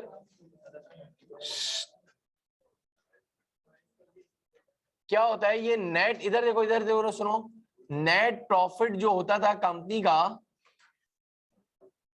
यूं समझ लोगे तो ज्यादा बेहतर समझ में आ जाएगा। नेट प्रॉफिट जो कंपनी का होता था, या यूं कह लो कि तुम्हारे पास प्रॉफिट बिफोर टैक्स निकालना है ना आपको सवाल में, तो प्रॉफिट बिफोर टैक्स से अगर मैं एडजस्टमेंट यूं करके चलूं तो ये और ज्यादा बेहतर समझ में आ जाएगा। प्रॉफिट, अब देखो ना, ये सारी चीजें उसके अंदर नहीं है जो ये आपके पास रिवर्स वर्किंग में। प्रॉफिट बिफोर टैक्स में से आप माइनस करते हो इनकम टैक्स। जरा मुझे बताओगे इनकम टैक्स कितना दिया हुआ है सवाल के अंदर जान? इनकम टैक्स कितना दिया हुआ है? अच्छा, हमें जो है ना बच्चों, ये profit before tax find out करना है। 650 इसमें से माइनस कर दिया तो ये आ जाएगा अमाउंट। ये क्या कहलाएगा? Net profit.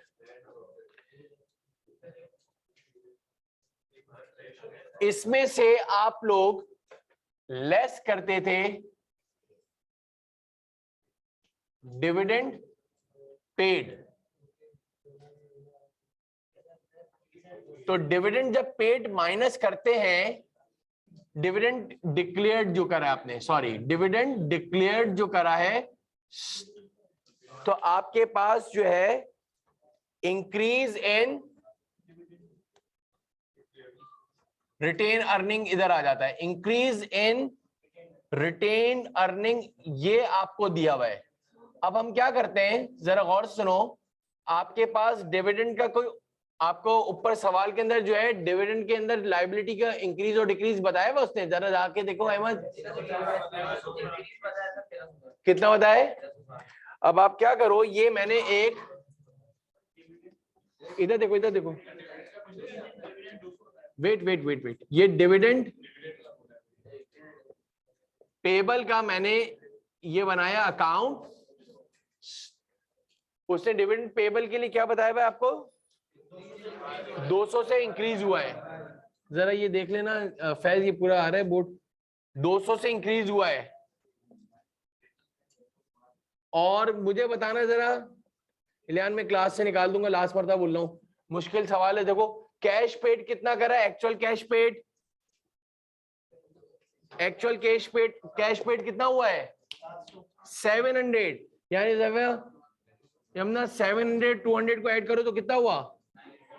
यानी कि कंपनी ने टोटल डिविडेंड जो डिक्लेयर्ड रखा था, वो डिविडेंड डिक्लेयर्ड जो रखा था वो 900 था आपके पास, जिसमें से 700 रुपए पे करे थे और 200 रुपए आपके पास लायबिलिटी इंक्रीज हुई थी। इसने लिखा है ना इंक्रीज इन डिविडेंड पेबल। तो अब इधर जाके, अच्छा, इंक्रीज इन रिटेन अर्निंग सवाल के अंदर दी हुई है। सबसे अटमोस्ट इंपॉर्टेंट, ये 4 वर्किंग है इस सवाल के अंदर, ड्रम लिमिटेड के अंदर। ये इसने इस तरह नहीं बनाई हुई। इसके अंदर आप जरा जाके देखो, इसके पास आपके डायरेक्ट इसने प्रॉफिट बिफोर टैक्स जो है आपके पास सजेस्टेड सोल्यूशन के अंदर दिया हुआ है। सब बच्चे को प्रॉफिट बिफोर टैक्स ही नहीं निकला इस सवाल के अंदर। अब मुझे बताओ इंक्रीज इन रिटेन अर्निंग कितनी दी हुई है सवाल में? 1360 इधर आ गया। डिविडेंड डिक्लेयर्ड था 900, ऐड कर मेरा बेटा 1360 में 22 और इसमें 650 को ऐड बैक कर दो, 2910 आपके पास प्रॉफिट बिफोर टैक्स था।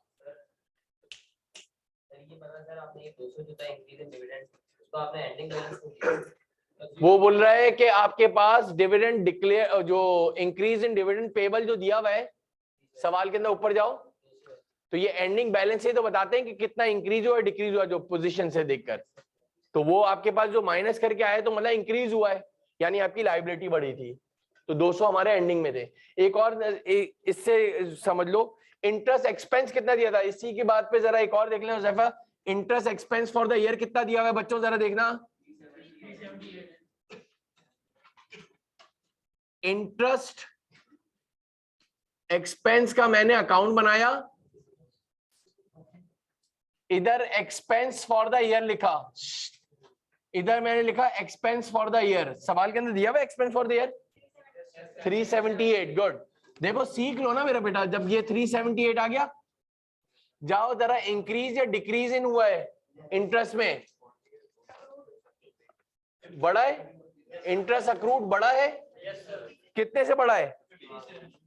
इसका मतलब ये है जो तुम कह रहे थे, देखो ओपनिंग बैलेंस नेल और एंडिंग बैलेंस कितने से बड़ा है? फिर कह रहा हूं ये वर्किंग, सबसे इंपॉर्टेंट वर्किंग आपके पास, वर्किंग ये वाली, ये ड्रम लिमिटेड का सवाल। अच्छा ये बोलता अगर डिक्रीज इन इंटरेस्ट अक्रूवल लिखा होता, क्या लिखा होता? डिक्रीज इन 50 लिखा होता, तो वो फिर 50 ओपनिंग में डालना और एंडिंग को नील कर देना। इंक्रीज इन क्या लिखा है? अक्रूड इंटरेस्ट, अभी क्या लिखा है? इंक्रीज इन, वो कितना लिखा है? 50 है ना, तो इसको तुम एंडिंग बैलेंस में डालोगे। और अगर लिखा होता डिक्रीज इन, डिक्रीज इन, तो उसको ओपनिंग में डालना है, एंडिंग बैलेंस को नील कर देना। नहीं नहीं, उसके अंदर ओपनिंग में डालना भाई, इसको नील कर देना सीधा सीधा। इंक्रीज है तो आप लायबिलिटी दिखाओगे, यानी ये 0 है तो 50 है तो बढ़ गया ना। ये यूं हो रहा है, देखो 2015 2016, 2015 में 16 था और इधर लिखा हुआ डिविडेंड पेबल, और अब बढ़ गए 50, तो इसको क्या बोलोगे? 0 और 50 का फर्क लोगे तो बैलेंस शीट में अगर यूं दिया हुआ हो तो आप क्या बोलोगे? Increase in dividend payable, increase in dividend. इसको मैंने इस तरह पोस्ट करा है, जैसे इधर भी आ जाओ, डिविडेंड पेबल में 700 आपने पे करे थे और वो आपसे क्या बोल रहा था कि इंक्रीज इन डिविडेंड पेबल हुआ है ना, कितने से हुआ है? तो वो 200 आपने इधर डाल दिया। जरा मुझे बताना 378 में से 50 माइनस करना 3, ये आपके पास वर्किंग 1 ये आ गई, ये वर्किंग 2, वर्किंग 3, कैश पेड कितना हुआ है? 320। लिख लो बेटा, ये फिर आप खुद बना लेना, इसकी वर्किंग सारी करवा दे रहा हूं, ये लिख लो भाई। सबसे important, how we can find out profit before tax. और इसने आपको कोई और जो है यूं कह लो इंफॉर्मेशन नहीं दी है सिवाय इंक्रीज इन रिटेन अर्निंग के। तो इंक्रीज इन रिटेन अर्निंग आपके पास जो आएगी, प्रॉफिट बिफोर टैक्स लिखा, उसमें से इनकम टैक्स माइनस करा तो नेट प्रॉफिट आ गया, नेट प्रॉफिट में से डिविडेंड डिक्लेयर्ड माइनस करा। यार ये बोर्ड की एक पिक्चर भेज दे बेटा, भेज।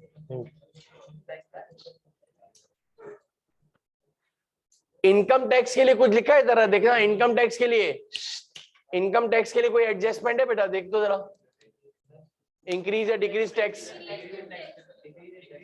डिक्रीज इन, इधर देखो भाई, इधर देखो, वर्किंग नंबर 4, जरा बताना एक्सपेंस फॉर द ईयर कितना दिया होता टैक्स का? अभी समझ नहीं रहे, इसके बाद जब इनकम टैक्स का ये अकाउंट बनाया, इसने बोला कि डिक्रीज हुआ है ना, देख लो जरा। हाँ, ओपनिंग बैलेंस 60 लिख दो, एंडिंग या क्लोजिंग बैलेंस नेल।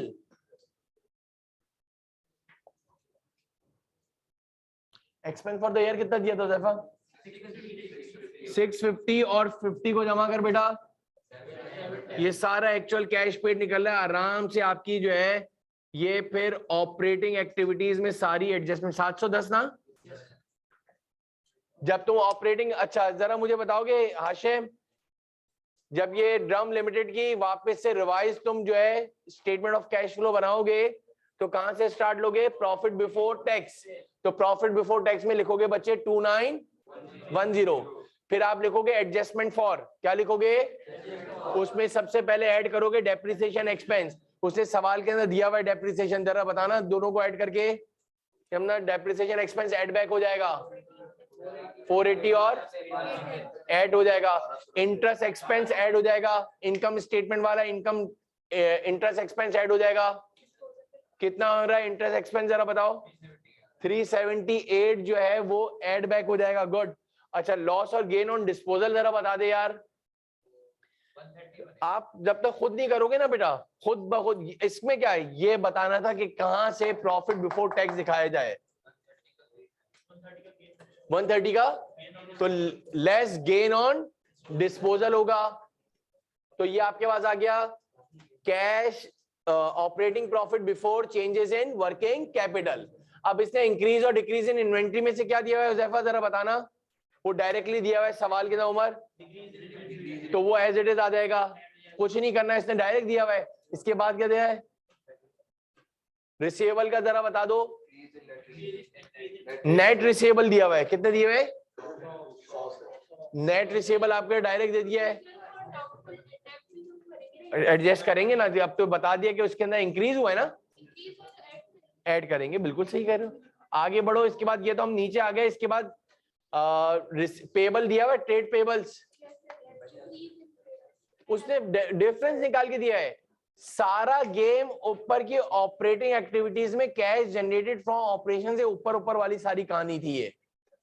जब ये कैश जनरेटेड फ्रॉम ऑपरेशन आ जाएगा, इसके बाद लिखोगे लेस इनकम टैक्स पेड और एक्चुअल कैश, वो आपने निकाला हुआ ये रहा 710। एक बात बता रहा हूं वापस से जा दूंगा, less interest expense paid actual cash paid, कितना एक्चुअल कैश पेड हुआ है, तो cash net cash flow from operating activities हो जाएगा, वो भी जाएंगे बिल्कुल जिस तरह से वर्किंग कैपिटल में डालते थे, इंक्रीज और डिक्रीज इन अक्रूवल, इंक्रीज और decrease in working capital, increase और डिक्रीज इन प्रीपेड्स। किसके अंदर पढ़ो सवाल भी कहा है, trade and other payables as at December 31st 2018 include rupees 950, ये रहा ना बेटा, इसके अंदर ये देखो, इसका भी जरा एक और वर्किंग 1 2 3 4 हो गया। इधर देखना प्लीज, इधर जरा देखिएगा, लैंड एंड बिल्डिंग का ओपनिंग बैलेंस जरा बता दोगे, लैंड एंड बिल्डिंग का, लैंड एंड बिल्डिंग का ओपनिंग बैलेंस जरा बता दोगे, नहीं दिया हुआ, यानी कि नहीं, इसने सवाल के अंदर डिक्रीज इन, अच्छा ये डायरेक्ट मेथड है तो डेप्रिसिएशन एक्सपेंस तो इधर आएगा, पहली बात कितना है डेप्रिसिएशन एक्सपेंस 480 है, देखना जरा लैंडिंग बिल्डिंग का डेप्रिसिएशन कितना है 480 है। और इसने क्या बोला आपसे, इधर आता है न्यू परचेज ना, purchase of new land and building ये निकालना है। अच्छा इसने इंक्रीज या डिक्रीज दिया है जरा बताना, इंक्रीज दिया है, कितना दिया इंक्रीज 2600, ये इधर डाल दिया बेटा, बेटा सीख लो, फिर कह रहा हूं इंक्रीज इन जब भी दिया हो एंडिंग बैलेंस में डालोगे, ओपनिंग बैलेंस नील करोगे, एडजस्टमेंट दी भी नहीं है ना, देख लो इलियान क्या दिया है, increase in land and building कितना था 2600, 2600 में 480 जमा करना जरा, 3080 की टोटल तुमने इलियान क्या लिया है, land new land and building, लेकिन उसके अंदर से बोल रहा है अदर पेबल्स में जाओ, अब वापस से बोल रहा है कि टोटल हमने कितने की परचेज करे जरा बताओ, 3000, उसमें से कितने हमारे पेबल्स हैं, हमारे पास आउटस्टैंडिंग कितने हैं 950 की हमने पेमेंट नहीं करी है मेरे ख्याल से, देखो जरा कितने की 950 की हमने पेमेंट, ये वर्किंग नंबर आपके पास हो गई 65, ये वर्किंग नंबर हो गई 6, तो कैश पेड कितना हुआ, एक्चुअल कैश पेड? तो इन्वेस्टिंग एक्टिविटी में सिर्फ 2130 जाएगा। लेकिन अभी एक और बात, लैंड एंड बिल्डिंग के साथ एक और भी नॉन करेंट एसेट दिया है शायद, देखना जरा इक्विपमेंट का ओपनिंग बैलेंस। इक्विपमेंट का ओपनिंग बैलेंस नहीं दिया हुआ, इंक्रीज है या डिक्रीज है जरा बताओ? हाँ, इंक्रीज दिया हुआ है, ये रहा आपके पास balance brought down, how much? 155 brought down आया कहां से? कैरी डाउन से आया। डेप्रिसिएशन बताओ कितना है? 810 ऐड करना। डिस्पोजल भी है इसमें, वेरी गुड। डिस्पोजल की नेट बुक वैल्यू बताना भाई। 310 जो है इक्विपमेंट के अकाउंट की नेट बुक वैल्यू 310 दी है, बिल्कुल सही है बच्चे। इन सबको ऐड करना। न्यू इक्विपमेंट परचेज कितने का करा है? 26। समझ आई बात भाई? ये वर्किंग नंबर 6 हो गई है। कॉपी कर लो जरा, पहले ये कॉपी कर लो बेटा, एंड ये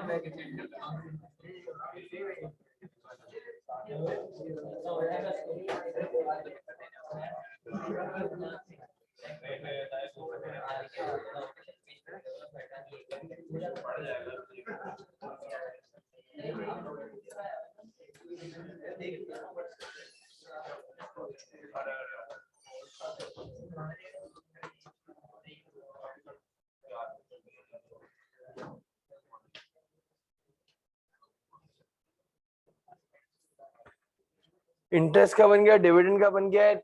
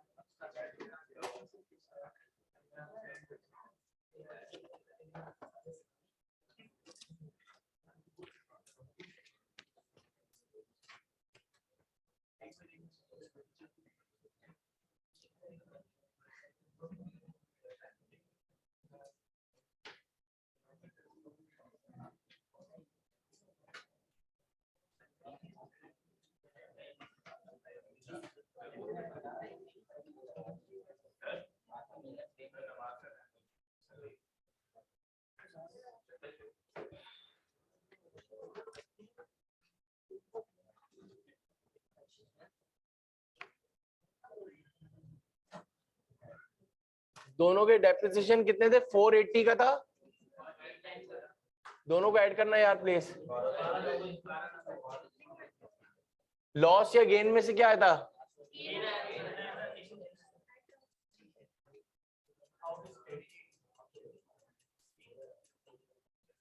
गेन ऑन डिस्पोजल कितने था?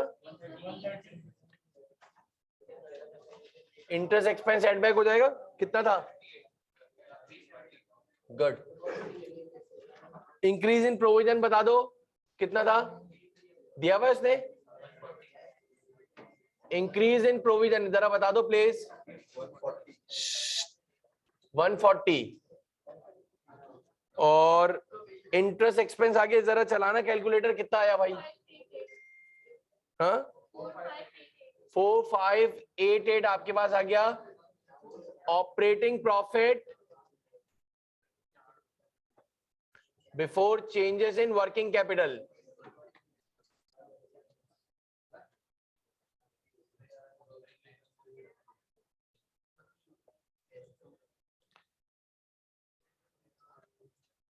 डिक्रीज इन इन्वेंट्री दी हुई है, जरा देखो। डिक्रीज इन इन्वेंट्री दी हुई है, इंक्रीज इन ट्रेड रिसीवेबल दिए हुए देखो,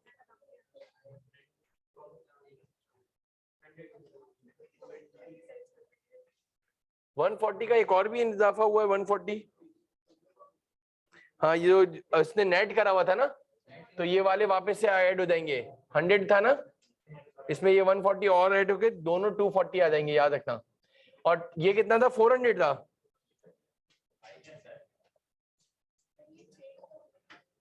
डिक्रीज इन ट्रेड पेबल्स बताना, ट्रेड पेबल्स, ट्रेड पेबल्स बता दो जरा, कितना था, 600 था, उसमें से मेरे ख्याल से 950 ये वाले शामिल थे, तो माइनस का 350 आ रहा है। देखो इसमें ये शामिल थे जो तुम लोग कह रहे थे।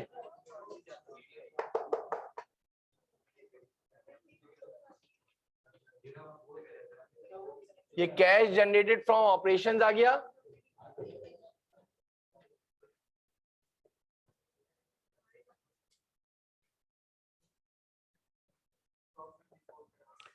$4398।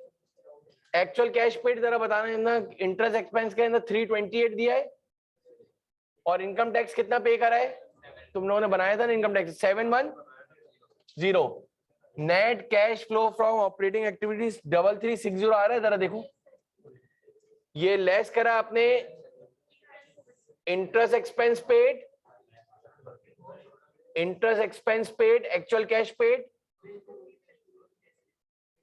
इनकम टैक्स पेड,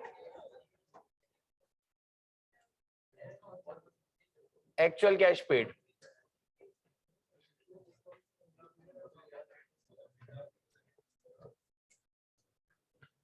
डिस्पोजल में आपके पास रियल कैश कितना आया था, जरा बता दो। डिस्पोजल ऑफ इक्विपमेंट में जो आपके पास कितना रियल कैश कितना आया था, उसमें से वो उसने कहा था 213 तो परचेज था। डिस्पोजल में देखो इक्विपमेंट में कितना कैश कितना आया है, 440 आया है। और purchase of new non current asset में जरा बता दो, बिल्डिंग जो है, building and land and building में रियल कैश कितना दिया था, 2130। और इक्विपमेंट खरीदा था, जरा देखो, हाँ 2670।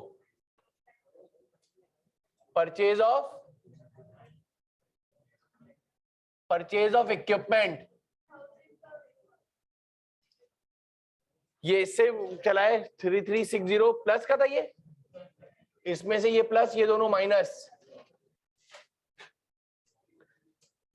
नेट कैश फ्लो कितना आ गया,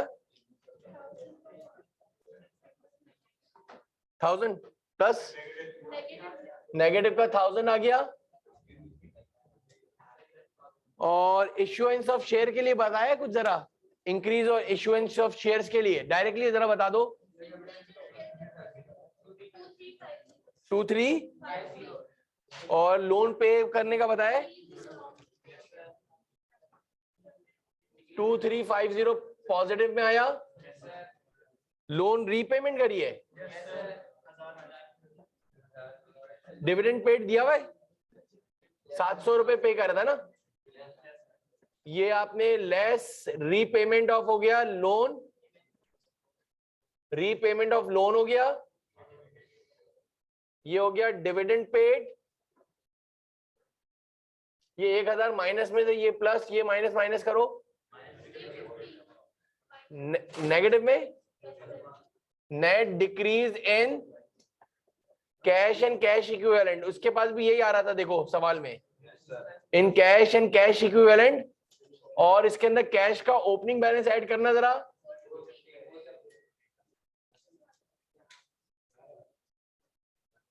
फोर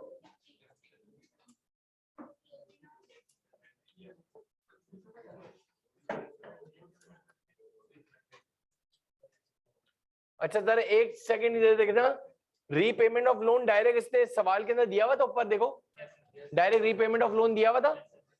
डिविडेंड पेमेंट नीचे एडजस्टमेंट में डायरेक्ट 700 दिया था मेरे ख्याल से, कितना दिया था डिविडेंड पेड 700। और इसके बाद इश्यू ऑफ शेयर्स कैपिटल जरा बताओ, issue of shares capital issue of shares capital direct बढ़ा है, इंक्रीज इन शेयर्स कैपिटल, तो पैसा कैश इनफ्लो आया होगा। इन तीनों में आपने कोई भी एडजस्टमेंट नहीं करी है, एज इट इज लिखा है। इसकी आपने वर्किंग करी थी, इसकी वर्किंग करी थी, इसकी वर्किंग करी थी आपने, इसकी सारी एज इट इज लिख दिया। अच्छा, net decrease in cash and cash equivalent भी उसका इतना ही आ रहा है, जरा देख लो। ठीक है, चलो अल्लाह हाफिज बेटा। हाँ, अगर ये देखो इधर तुमने, हमने अभी क्या पढ़ा, हमने इधर क्या पढ़ा कि इधर जब आप इंक्रीज इन अलाउंसेस डालते हो तो नीचे आपको ग्रॉस अकाउंट रिसीवेबल डालना पड़ेगा। जब ऊपर आपने increase in provisions for doubtful date डाला है, देखो इसके ना दो तरीके हैं, या तो आप डायरेक्ट नेट अकाउंट रिसीवेबल डालो, फिर प्रोविजन नहीं आते। लेकिन जब तुम प्रोविजन डाल रहे हो यानी अलाउंसेस डाल रहे हो, तो फिर तो वहां पर लागू है, कंपलसरी है, तुम अकाउंट रिसीवेबल कौन सा डालोगे, ग्रॉस। और ऊपर जो उसने इंक्रीज इन अकाउंट रिसीवेबल दिया हुआ है वो नेट दिया हुआ है, तो उसको ग्रॉस करने के लिए ऊपर वाले प्रोविजन को ऐड कर देना। डायरेक्ट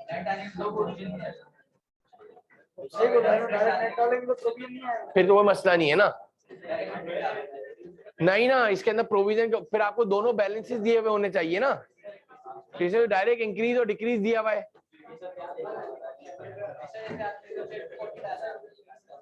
हाँ,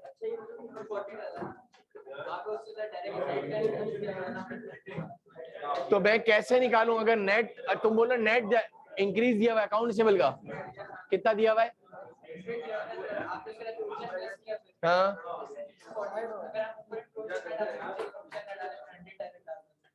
चेक करना, फिर टोटल आता ही नहीं आता।